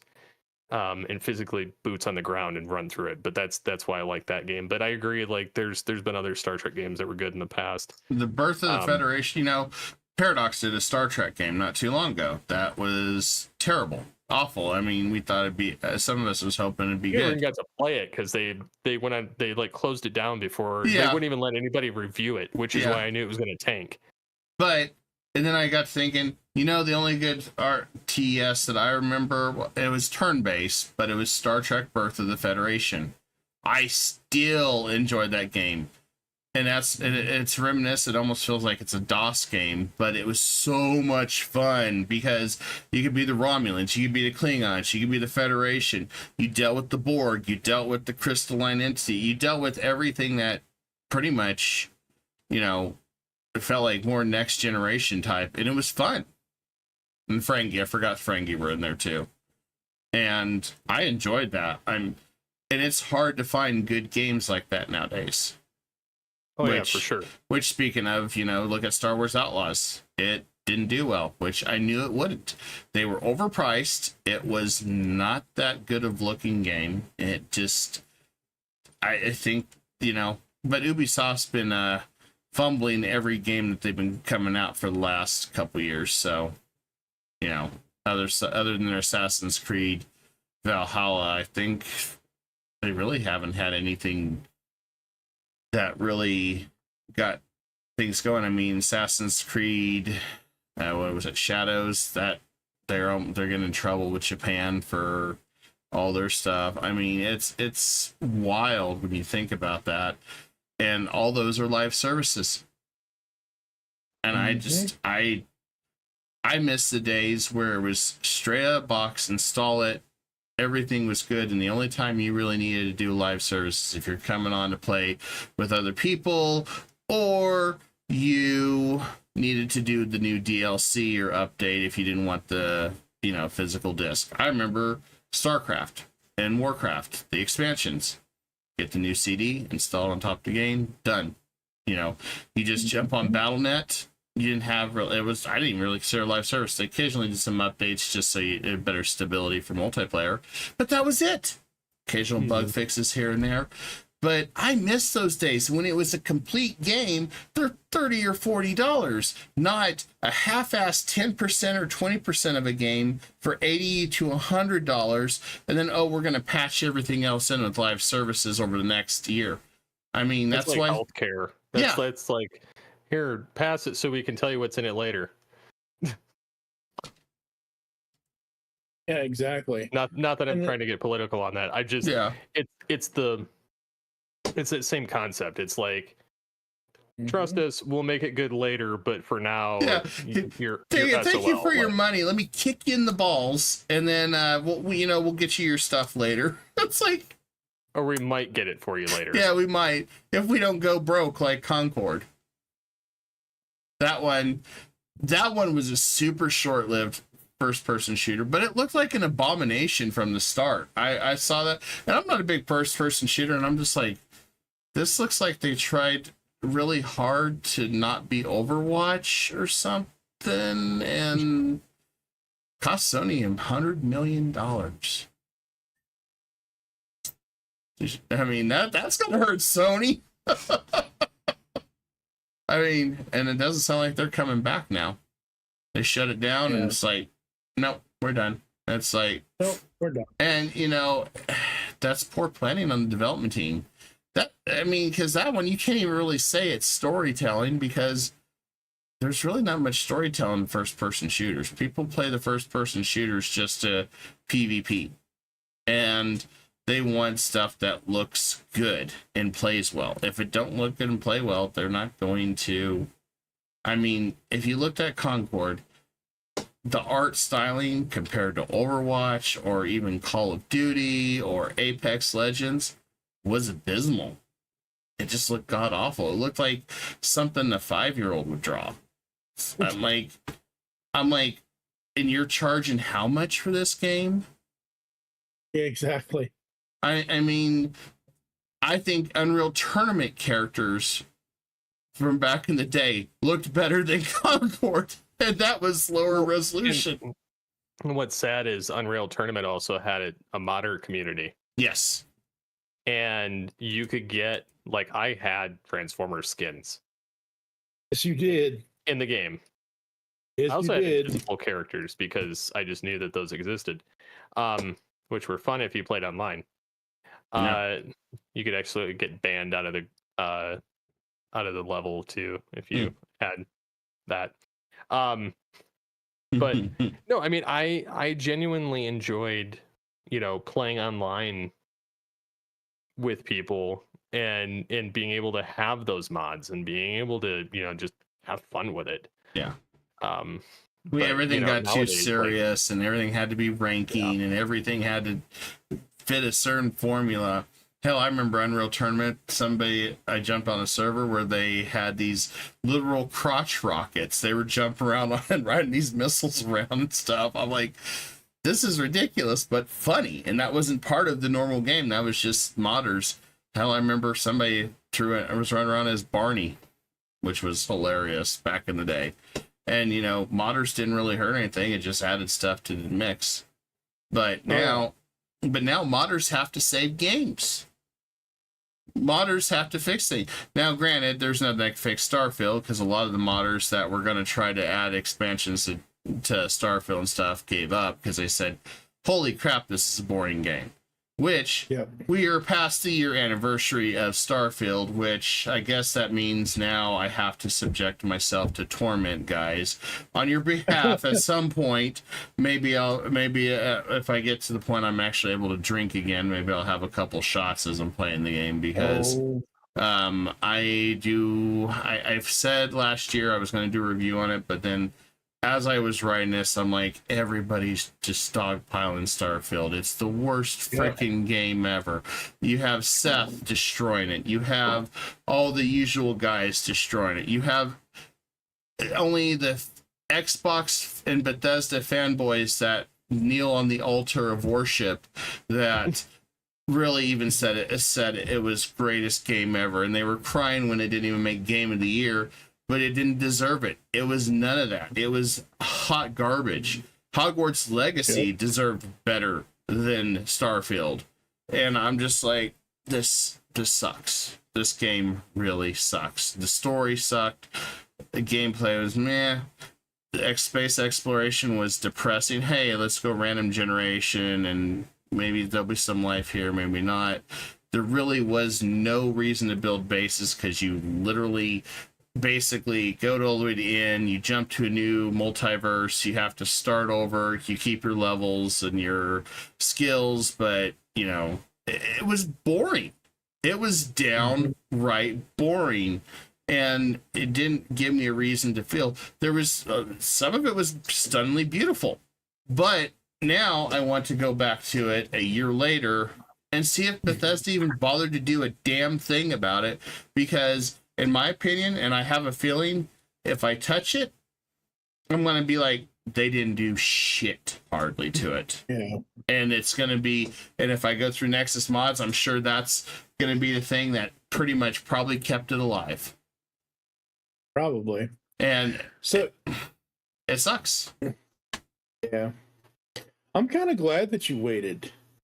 Like, I know the whole thing about reviews as soon as things come out is the whole point, and to make sure, but like, I think that's a cool concept. Wait a year, see what happens. Was it good? Did they fix it? I've been thinking about this concept for about 3 months ago, because I'm just thinking, everybody dogpiled the hell out of it. It was not a good game. There was people in denial, like literally hugging themselves in the corner. It was a good game. It was a good game. Oh my God. Why did you hurt Bethesda? Todd, Uncle Todd, I'm sorry. And that's literally what they were doing. And I'm just like, guys, it was worse than Skyrim. Skyrim at least had a story. Skyrim at least you could do more. You didn't have to start over. Skyrim at least had... You took an arrow to the knee. Yes. And you really could take an arrow in the knee. You could get married in that one, and it had meaning. Versus Starfield, oh, you get married. Oh, hey, honey, I'm gonna go to the next universe. See ya. I don't love you anymore. And then you come back in the next universe, and she's trying to kill you because she's a psychopath, or like Sarah is a damn tree in one of them. Yeah, which I mean, that was better than the actual character because none of them had personalities. The pirates had bad. More personalities. The mini faction that had a short story had more personality. And by the way, you couldn't really play your way. I remember when I got arrested and I was on this massive battleship and they have me and they say, oh, follow us and don't do anything. I was like, you know what? Fuck these guys. They trapped me. So I pull out my katana because I was playing a space samurai. I start slicing and dicing and find all the soldiers, make it all the way to the bridge, and the captain and lieutenant's there fighting. I take everybody out. Oh, they're characters you can't do anything with because it was all scripted. So they have God mode on, so they just sit there, and you can't really do anything. You can't backtrack it and be like, so you leave, your ship gets blown up. Whereas literally, I should have been able to just knock them out. I took out their crew, bring in my crew, take the damn ship over. That's real piracy then. I would have been flying around with this big ass battleship and then turn around and armed my lasers on all these other smaller ships on their fleet and just like, goodbye. But you couldn't do that. That was the problem with it. And I just, so some of these games I'm looking at doing reviews, I mean, I'm leaning hard on 7 Days to Die. Kind of going back to that, Project Zomboid. There's some reviews I want to do, positive and negative ones and mixed ones, because, everybody jumps the bandwagon when a game comes out. But did they improve it? Like, if I had time, I would do No Man's Sky. But that is such a long-ass game. And I would say, how much did that improve? Which, for the spoiler, they improved that game a lot. There's a meme now where Sean comes through the door and this kid falls back. It's like, no, Sean, no! And Sean's holding up and says, it's free update time! And it's like this big new DLC and he's holding it. And it's like, a lot of people said, No Man's Sky is like a Cinderella redemption story. They screwed up royally, learned from their mistakes, and now they're pumping out content and stuff even beyond their original scope for free. They're not charging anything else, which still blows my damn mind that they're doing this, but it's like the strangest redemption arc I've ever seen. That's crazy. You mentioned Barney earlier, and my first thought was, he won't do it. No. But Steve used to do this thing where he would do the Barney voice, and he would be like, oh, I love you. You love and then Megatron. I'm not done.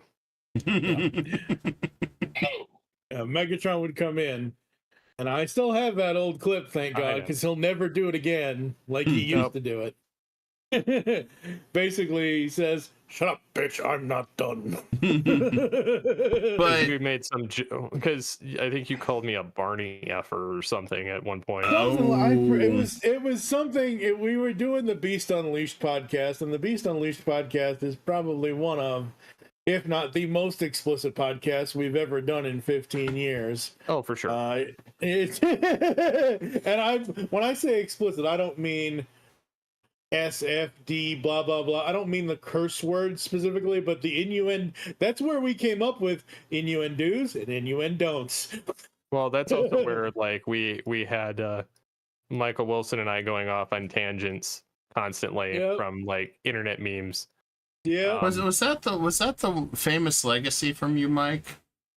What? That show where you went? Hold Where I went off? hold on. No, wasn't that. No, that was no. Tooncast Beyond. Yeah, that was two guests beyond. No. We're not talking there. about my legacy. We're talking about Steve's legacy. There's a difference. Oh, you're trying to defer this now. That legacy, Well, hey. that soundbite, Steve, that he sent me that one time was hilarious. I've never seen Mike Never get that again. angry. Ever again. It was like, nope. Wow. Well, there was also a clip we have of another contributor during Headshot. Oh God. No, I'm not talking about like Michael Wilson where he's like, what was it? I want ho-hos or something. No. What was it? When we closed off the Beast Unleashed podcast, Yep. there was another one that I did. And I had both of you guys rolling. Yeah, like probably. you and Michael Wilson. And I don't remember what I said. I don't remember what you said either. It was hilarious though. Yeah, it was. It's just, you see Mike here, he's nice, he's very polite, he's very I don't know, he seems like the timid, not really wanting to go all out and swear. Next thing you know, whoa, hold the fuck on here. Whoa. No. That's He's blowing it out of proportion, folks. He can't get the cadence right. Yeah, well, I'm not gonna get the cadence right, but it's like, wow. Yeah, that one is your legacy, Mike. So for the people that may be watching this on the replay. Don't forget to tip your waitress. Yep. And That's right. So the context for this is that somebody asked me a question on a podcast, and instead of letting me answer the question, they kept talking. And I'm like, his name rhymed with no, Schmen. don't even go there. We don't even need to. Uncle no. Schmen. No. Oh, just fucking no. And I went off, and this guy is just like, he's one of those talkers that he uses he basically uses a bulldozer. He will bulldoze over everybody. He's got a diarrhea of the mouth. Mm-hmm. Well, yeah, but like, it's not even that. It is that, but it's more of like, and I don't want to whatever. We need to move on off this at some point. Yeah. But like, it's just one of those people that just uses a bulldozer, and he will ask at the same time he wants your opinion. He will then give you his own opinion about something that he's asked you about 20 minutes ago. So I'm just like, dude, do you ever shut the up? Like, seriously. Sad news. Nah, no, it was not funny. It was bad. It was very, very bad. Not to be repeated. Unfortunately, in sad news, James Earl Jones passed away. Damn it, I couldn't get it to work right. Oh, get that out of there. Get that out of there. Move that. You asshat. Yes, James Earl Jones. He is known more for anything than just Darth Vader, but most people know him as the voice of Darth Vader. He passed away. He died of a heart attack at age 51. I think it was 51. James Earl Jones, I think, has been a part of minimum 3-4 generations. I mean, Absolutely. That is an iconic loss to the world.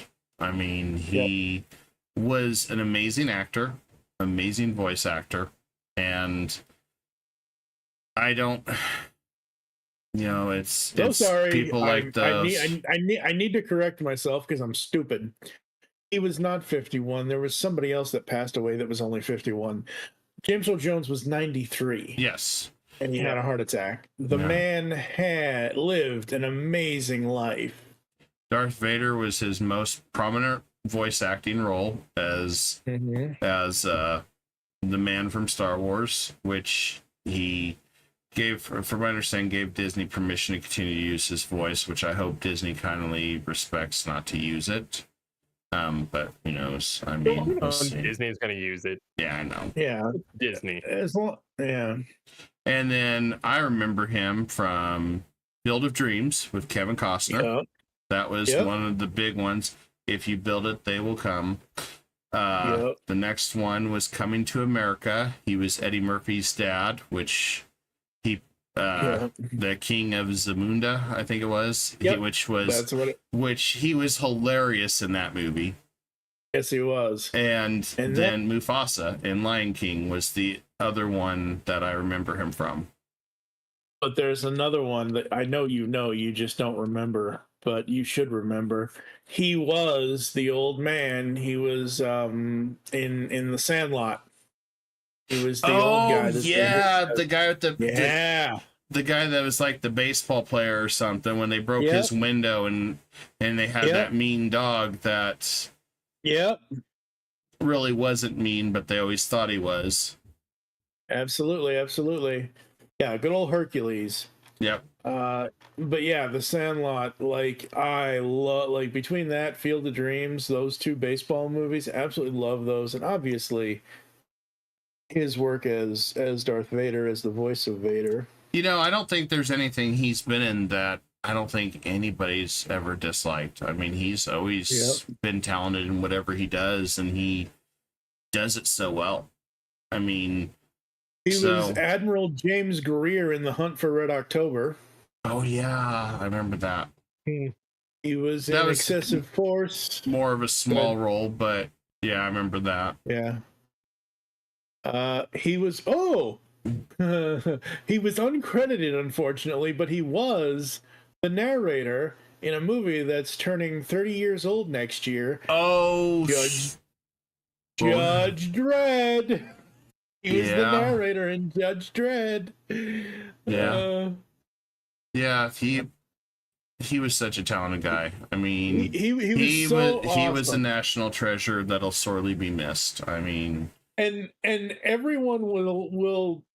I know Steve will roll his eyes at this because I know he doesn't really care for this for the most part, but I loved his guest appearance in The Big Bang Theory when he's being all mischievous with the guys and they go up to Carrie Fisher's door and they basically ding dong ditch her and she comes out. James, I know it's you, James. And they go back and forth. So you basically have Princess Leia and Darth Vader in The Big Bang Theory going back and forth as their actual real life selves. That was so fun. And unfortunately, I have never seen Big Bang Theory, so.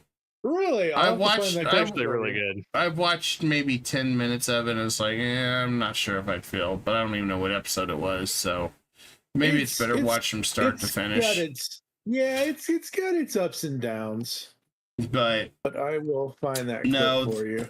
I always considered James Earl Jones up there with Morgan Freeman as far as national treasures, voice acting, those, and they're pretty close to age. I think Morgan Freeman's in the 90s now, if I remember right. I think he's in his 80s. Let me double check. I thought he was in his 90s. He's now. 84.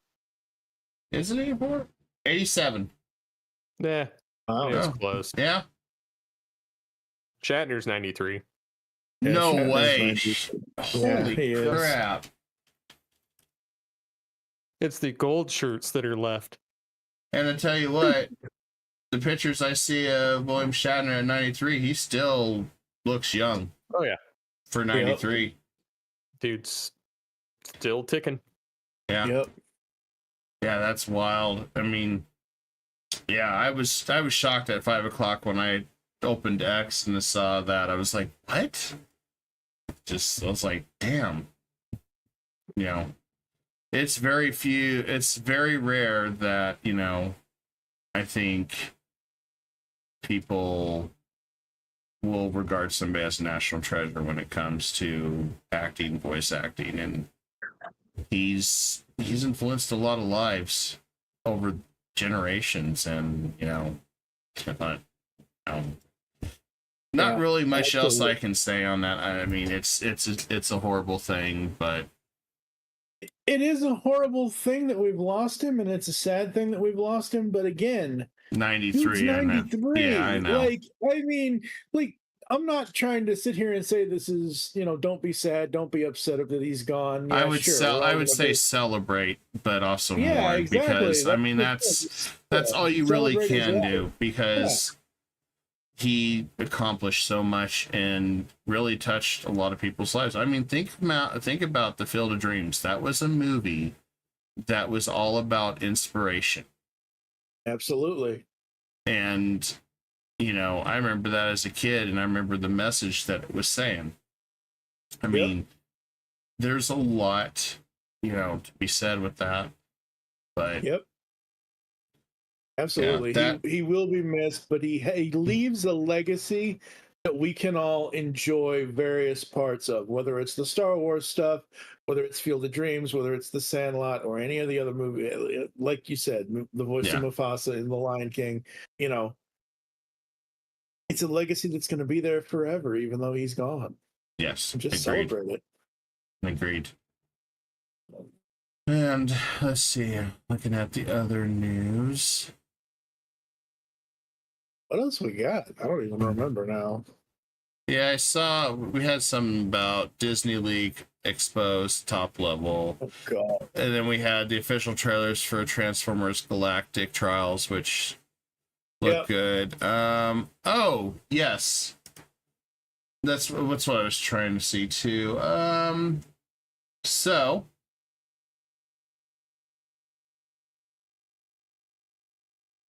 Yes. okay, so I'm looking at two things. First of all, Minecraft, the movie, that looks like a dumpster fire, and I was looking at the likes, dislikes. Currently, it sits at 625,000 likes and 1.4 million dislikes for the trailer. It looks like a dumpster fire, and then Kotaku comes out right away and says, "This movie ain't meant for you." Well, I guess that means that movie's not going to do well. Every time they say the movie is not meant for you, it means, well, it really isn't. Yeah, it's like, okay, pass. I heard that a Minecraft movie was coming out. I've never played Minecraft, so I don't care. That's one of those things where I'm oblivious to it, so I really don't care. And yeah, I don't know. Whatever. But 1 million people disliking it? Yikes. Yeah. Sorry about that, Mom. I wanted to make sure it was my phone because she was worried it was my dad's. But anyway, yeah, 1.4 million dislikes. But yeah, they said this trailer ain't for you, and it just looked awful. And here's the thing: video games like Minecraft and stuff will not succeed well because it's not. There's really no purpose. There's really no purpose. If you do a Legend of Zelda, if you do a Mario's, if you have a script, you have a way to make it good. Mario is to defeat Bowser, and they had an origin story with him and Luigi come into the Mushroom Kingdom. It was a fantastic movie. Does it need a sequel? Probably not. But they probably will because it did so well. Legend of Zelda.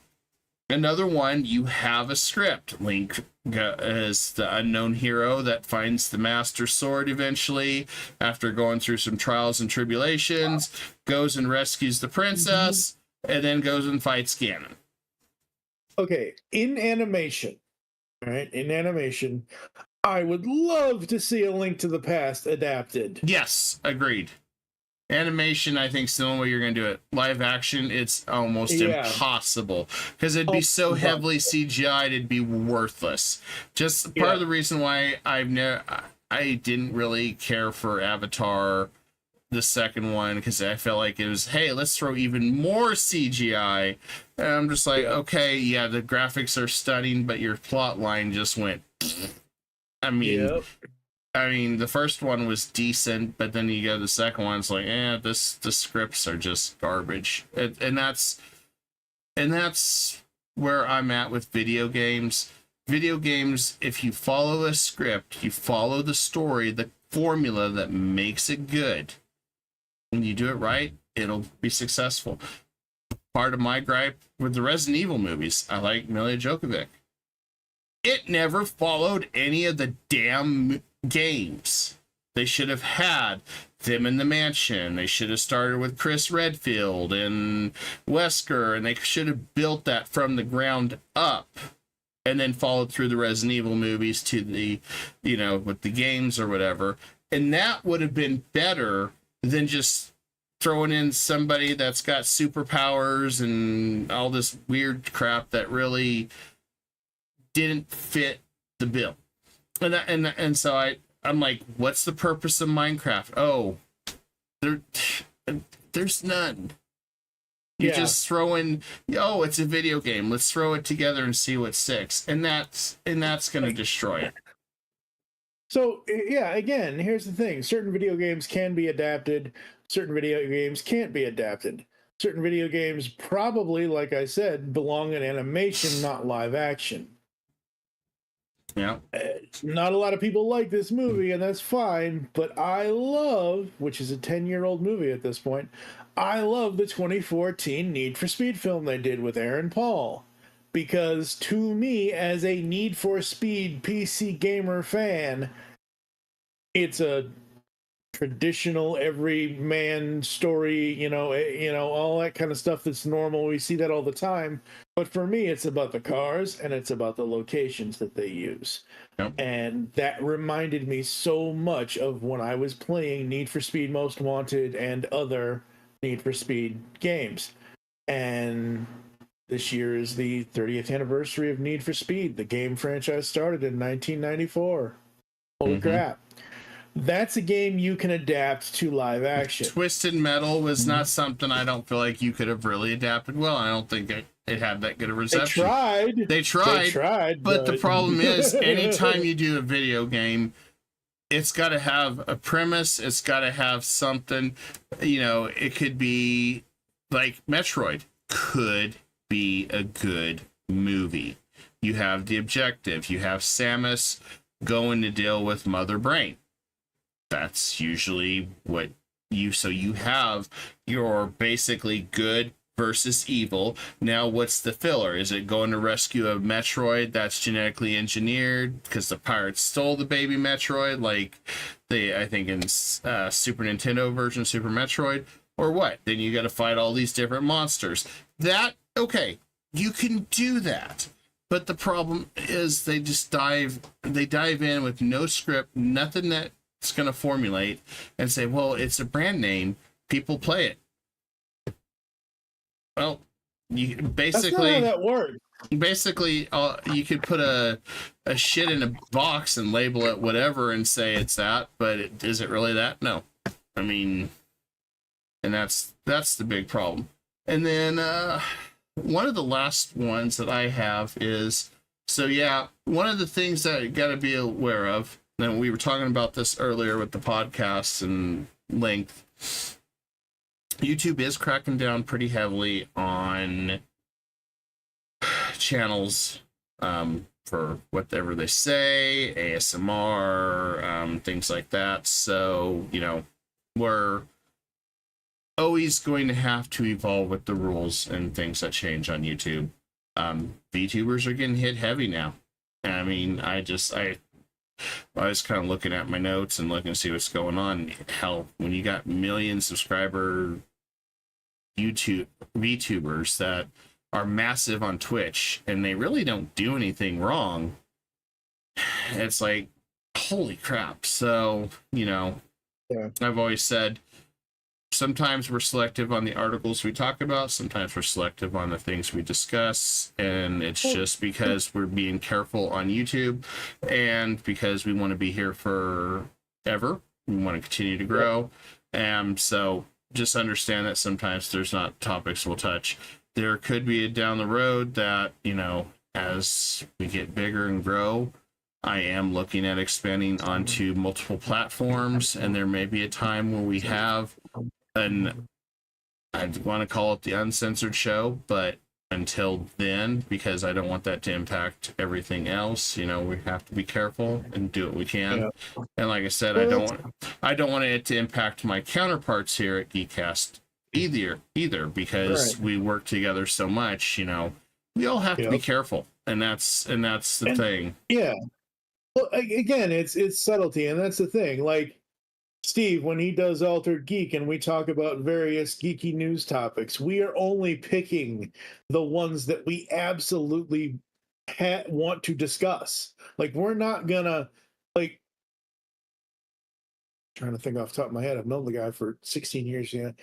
Like, Steve is not gonna want to talk about. Like, Steve has no interest in Knight Rider.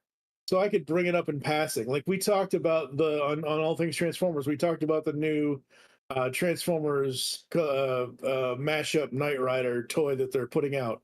He doesn't care about Knight Rider. I'm the one that cares about Knight Rider, but I don't even want that toy.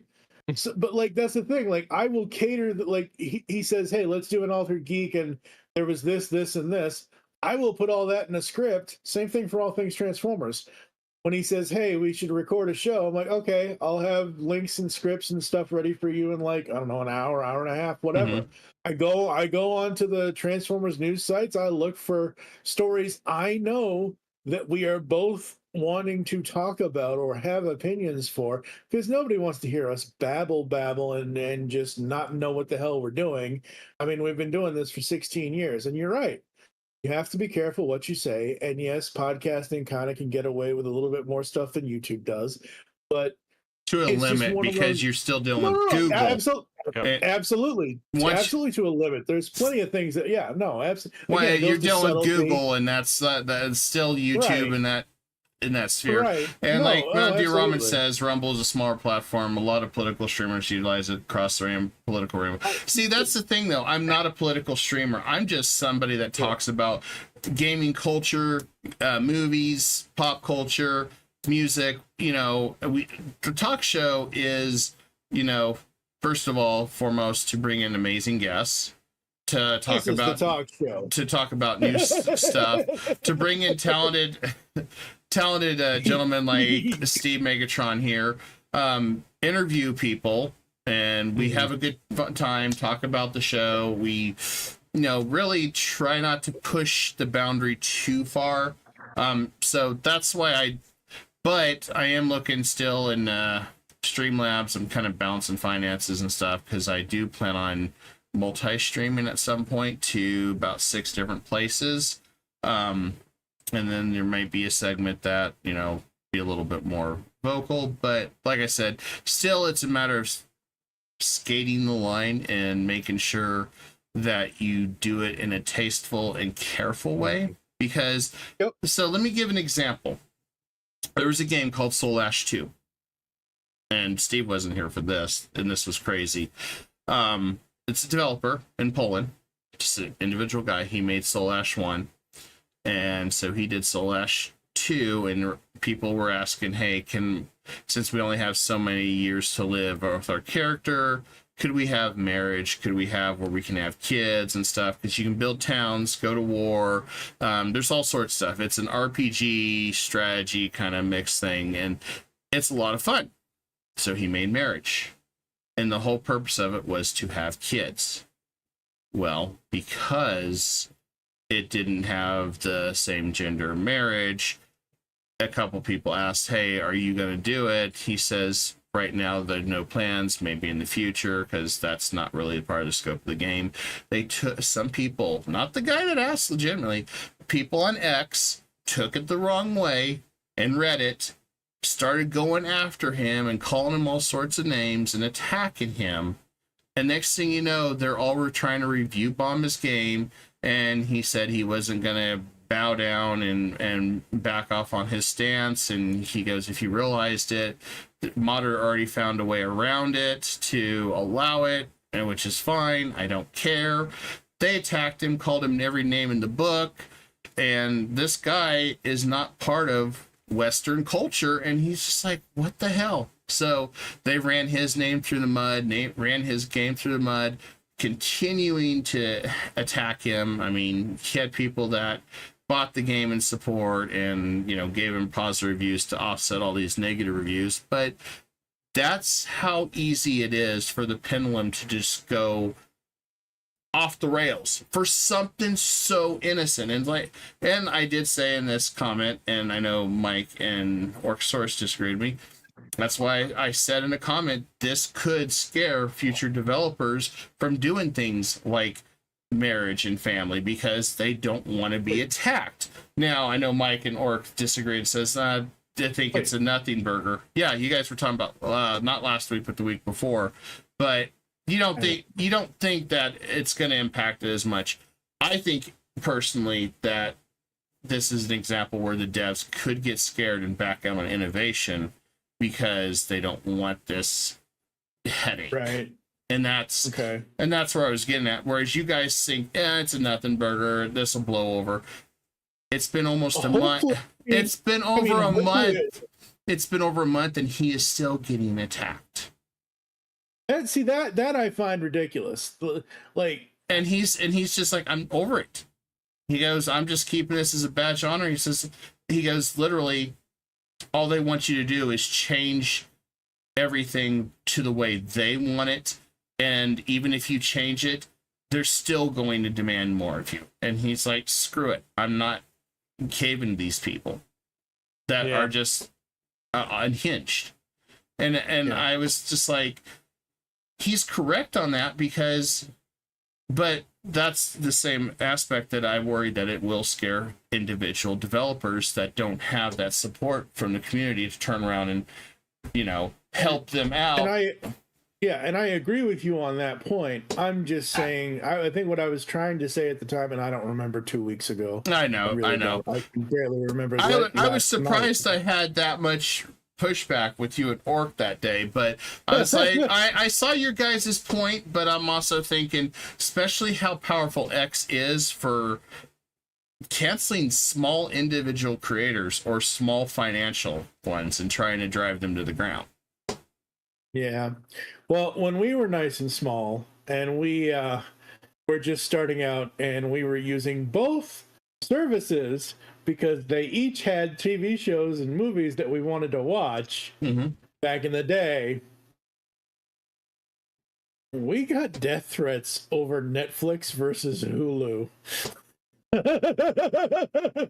And that's just not lying. And that's just unhinged. No. That's just unhinged crap. That's my point. Like, thankfully that person went away and we're still here 15 and a half years later. But it's one of those wasn't very nice about the prospect because the dude had a screw loose. Well, yeah. And that's the point that I'm trying to make. This developer is dealing with all this hate on X and everything else. And look, X, Twitter, whatever the hell you want to call it, I don't care. Twitter has always been a cesspool. There have been certain parts of it where you can curate it to a point where it's not so much a cesspool, but if you get into a disagreement with somebody on Twitter, it's like the end of the world if you don't agree with somebody. And I'm just like, no. And that's what I don't like about social media, and I don't like censorship. I'm 100% against censorship. I'm 100% against anything that takes away a person's voice. Everybody has the right to complain. Everybody has the right to bitch about whatever. Everybody has the right to soundboard to their people or have, opposition. My opinion is I don't feel like anybody should ever be silenced. I don't agree with that concept because there's an old proverb that says the best disinfectant's sunlight. And if you start driving people to the four corners of the earth where they go in their own bubble, that just it don't work. It just does not work. And it's weird how politics gets involved in our media sphere, which is games and movies, and quite frankly I get tired of it. There should be no need for it. There should be no need for it. I mean, I'm so sick of politics in real life. That's why I come on here and we do our podcast and we do all this entertaining Yeah. And yes, there are politics in various entertainment things, TV shows, movies, whatever, but it's technically fake. Yeah. They're making this up. Yeah. Whereas the real world, most of the time, think of how many animes had the United States as the American empire, where we conquered basically Canada and Mexico and had South America, and we were like this big evil empire in so many animes. It was like, whatever, you know. Who knows? Yeah. One day we may be the empire of the whole Americas. Who knows? But I hope I'm not here when that happens. I mean, but the point is, sure, there was some political stuff in the story and the scope of it, but that wasn't the whole story or scope of it. Exactly. Yeah. I mean, and again, you know, we're not going to do this until next year because I prefer doing it on the year of the anniversary. But like I said earlier in the show, Judge Dredd, the original Judge Dredd film, is turning 30 years old next year. You look at that film, and I need to track down, because I didn't see the movie until it hit VHS in probably 96 or so. I don't remember seeing it in theaters. Yeah, I know.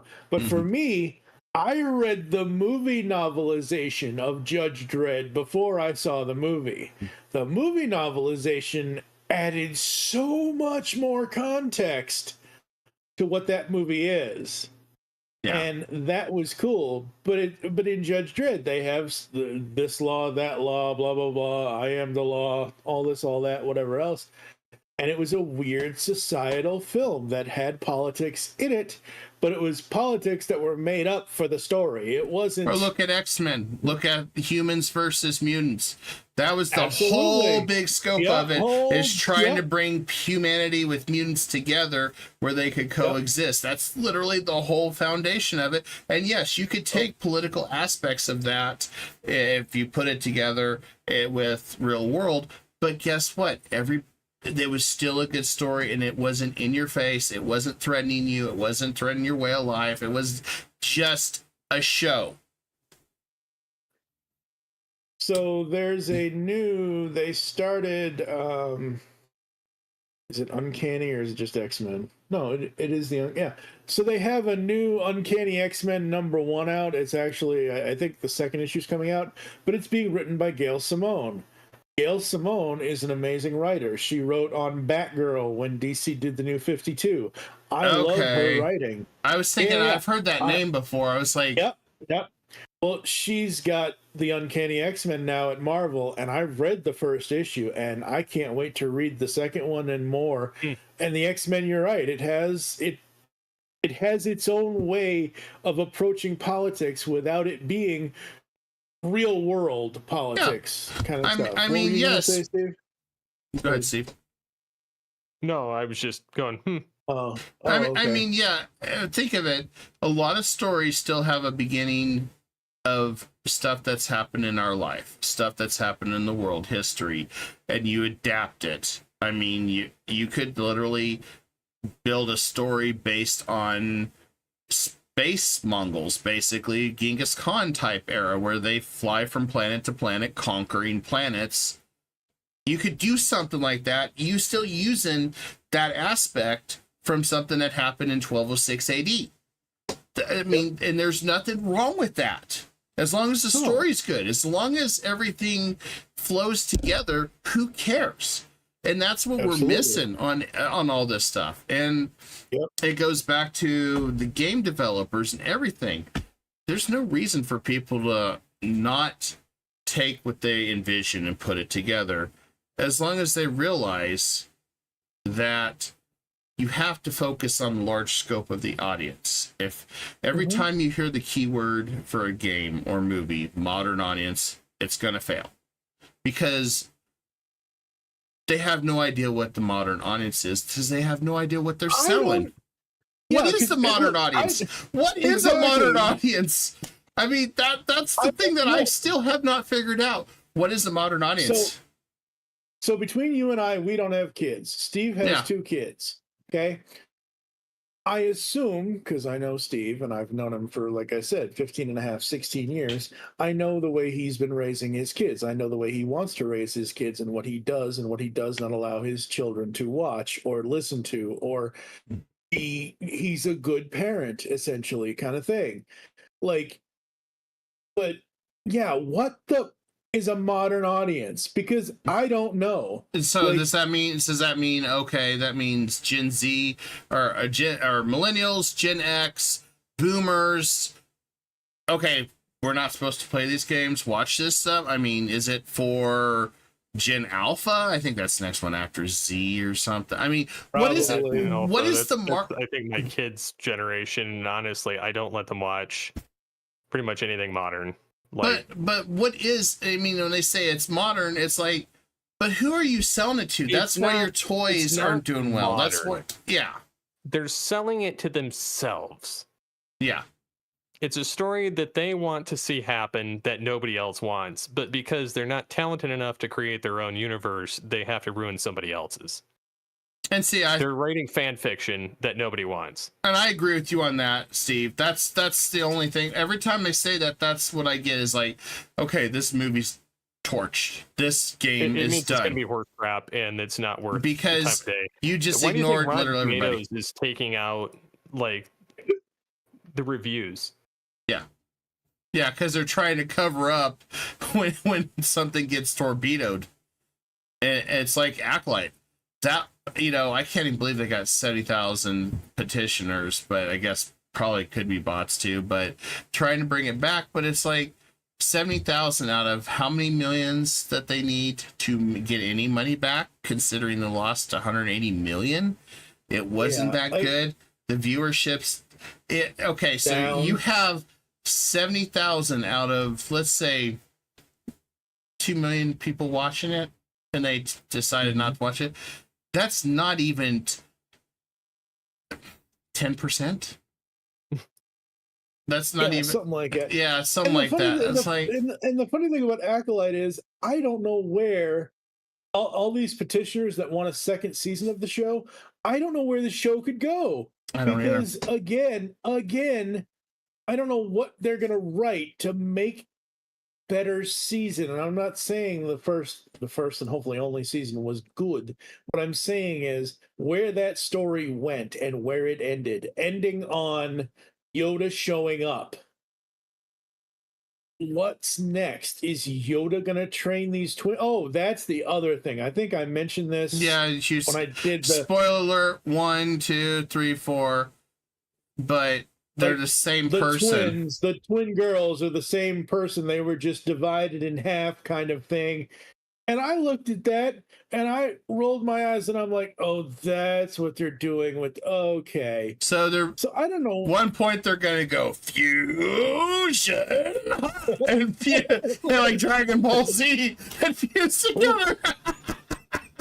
But Mountain Dew Robin says when you have less cents than dollars, you end up short. Can't remember how the saying goes, but I think it's pretty close. I mean, that's where every time and normally I used to not worry about it, but because I've heard that buzzword once in a while, modern audience, but once it started coming out nonstop, it's like, okay, so you really base, and Steve just hit it on the nail on the head. It's fanfic for themselves that they don't care if actually anybody will watch it, play it, anything, and when it tanks, they're gonna scream, curse you to hell and back, and basically, you know, call you every name in the book because you didn't buy it or didn't watch it or didn't because it wasn't anything you were interested in. It wasn't something you were selling. And I'm sorry, but maybe they should have took marketing or economics. Well, and that's why the toys aren't going anywhere. Yep. Or the program. And the thing is, yeah, and the thing is, the thing kids about don't marketing, buy toys. No, they don't play with them. no. Like our No. generation is the last generation to really use them. Like everybody else is addicted to a screen or an electronic or something. Like, yeah, how many display kids station. actually go down to the playroom and pick up their Ninja Turtles or their He-Man and actually go, yeah, Skeletor, take this, yeah, you know, how many people do that anymore like we did as kids? It's not there. And Mountain Dew Robin says this sounds like a tween romance novel. Yeah, you're not wrong. But how many of it? Yeah, I remember that. Remember used to having, having Donatello smack Shredder around or whatever, and I was just playing with the toys and stuff back then, and just like literally mentally imaginary role play with these characters and writing my own script with these toys in my head, and I loved it.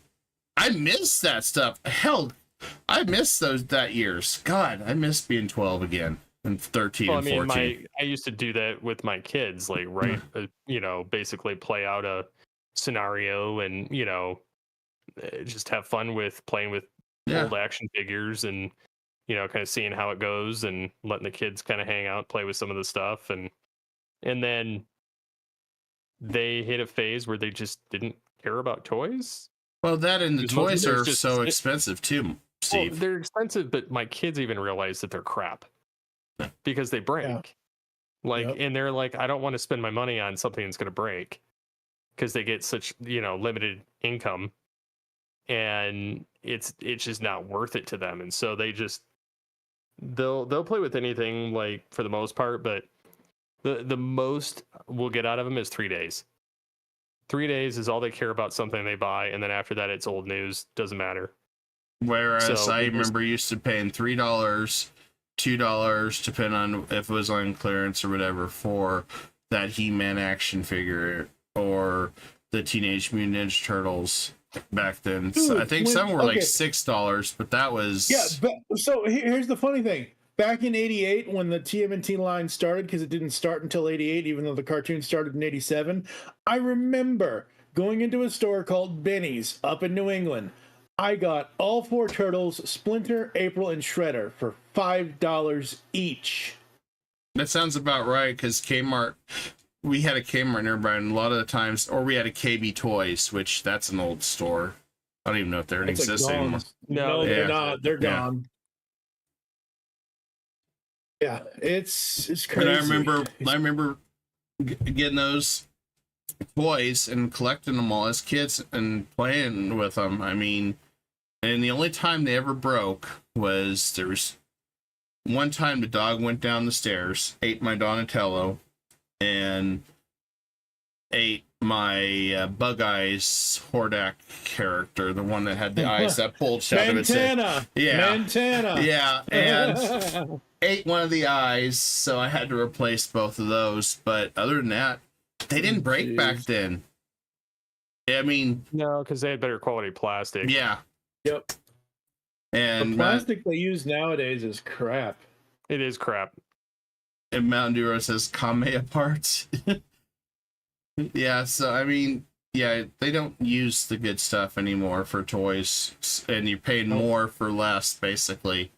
They just don't have the resistance. I mean, like, I even look at dog toys. Used to have dog toys that would last more than a week. Now it feels like buy a dog toy, it gets shredded by the dog in a day. It's like, what the hell? Yeah. What the hell am I paying for? They used to be more resistant to the dog chewing it. I was like, what the hell? I mean, at least with the Funko Pop vinyls, at least they're built with better quality than most regular plastic toys are. But you're not playing with them. I mean, how often do you go? No, you're not. Hey, Skeletor, take this. Yeah. I mean, you're not really doing that. And with Funko Pops, there's some more for adult collecting and stuff, really. Yeah. No, that's true, but I've seen people give Funko Pops to kids. And yeah, I don't know, man. It's weird, because, yeah, I do remember that, but what now, probably today, if you were to try to get a Donatello like this, it's probably going to be $20-$30, I bet. And his arm's going to pop off. Scroll over here. So it's crazy, and that's why you still see, like, on eBay and those places, if you can find a never opened Optimus Prime from Generation 1, you're paying an arm and a leg for. You are definitely paying an arm and a leg if you're looking for original He-Man. I mean, okay, let's just for humor's sake, hold on here. I want to type this in here. Ultimates Wave 4 set of figures. Man, that's not what I'm looking for. Okay, so just now keep in mind this is eBay, but this is Masters of the Universe original He-Man. Original He-Man, sealed, never opened before, $5,000. Oh, that's ridiculous. Never been opened. Oh, we lost Steve. We lost Steve. Sorry, where'd you go, Steve? I'm here. Steve. Oh, he's here. He's just not on camera. Okay. Yeah, I don't know. But I mean, well, I saw another one. They want 13,000 for it. So let's just say Optimus G1 Prime box. All right. So, are you? If anyone's into the comic versions of the Turtles, the Mirage comic versions, the original versions, you can pre-order right now on Big Bad Toy Store the TMNT Donatello. It is blah blah blah. Yeah. So I mean, there are cheap versions of the toys that are good toys, just like there are cheap versions of Transformers. But yeah, Well, if you want it looks like the original Optimus Prime, and some of the ones I'm looking at, 1984 vintage boxes and stuff. Depending on the condition of it, I'm seeing anywhere from 200 to 800. So I mean, it's not as bad. That's honestly not bad. No, that's not as bad. So I mean, but think of it. Those toys were built to last back then. Yep.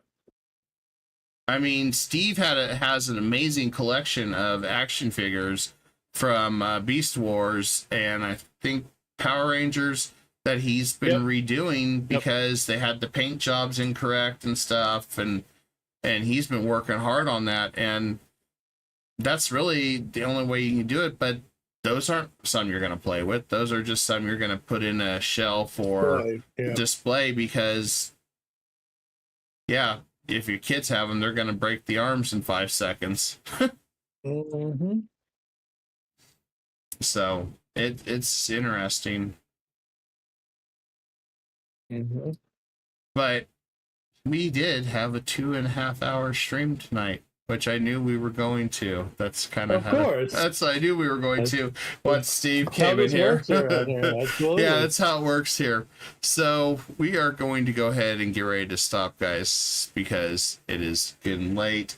I will be back tomorrow. I do believe, let me look at my schedule. I have not posted it. Yeah, I posted it on my Discord, but 7 p.m. Join the Discord, folks. 8 p.m. Eastern tomorrow. I will be doing Crusader Kings 3, a second attempt at the Japan conquest.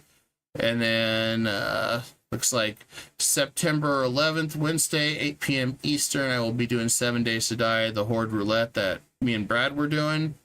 September 12th, 8 p.m. Eastern is to be determined. It's either going to be Manor Lords or Bellwright. And then we've got Friday, Project Zomboid, and then Saturday, 2 streams, and then Sunday, I am taking off. So you'll have quite a bit of content this week because I'm trying to get back into it and trying to get some videos out. Also, be sure to check out my gardening and cooking channel, Kai Dragon Garden and Cooking. If you're into gardening or cooking, kind of gives you a different perspective of stuff I do. And Mountain Dew Rum says too dark. Probably about something we were talking about earlier. Oh. Okay, so that's the lineup there. Like I said, haven't posted yet, so you'll have a lot of streams this week. And then DJ and Green stream, I think, will be back Saturday. I need to touch my counterpart, Orcosaurus, who's over in Germany, so time difference, make sure he's still good. If not, me and Mike maybe come up with something to do. Yeah, we can always come some. But with that, guys, I bid you a good night.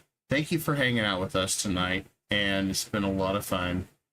And with that, I'm going to go ahead and end it, and I hope to see you guys tomorrow on the next stream. With that, night.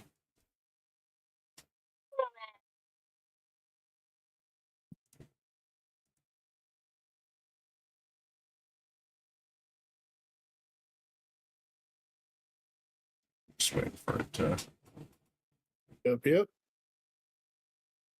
Sounds I'll be back. good, guys. I gotta stand.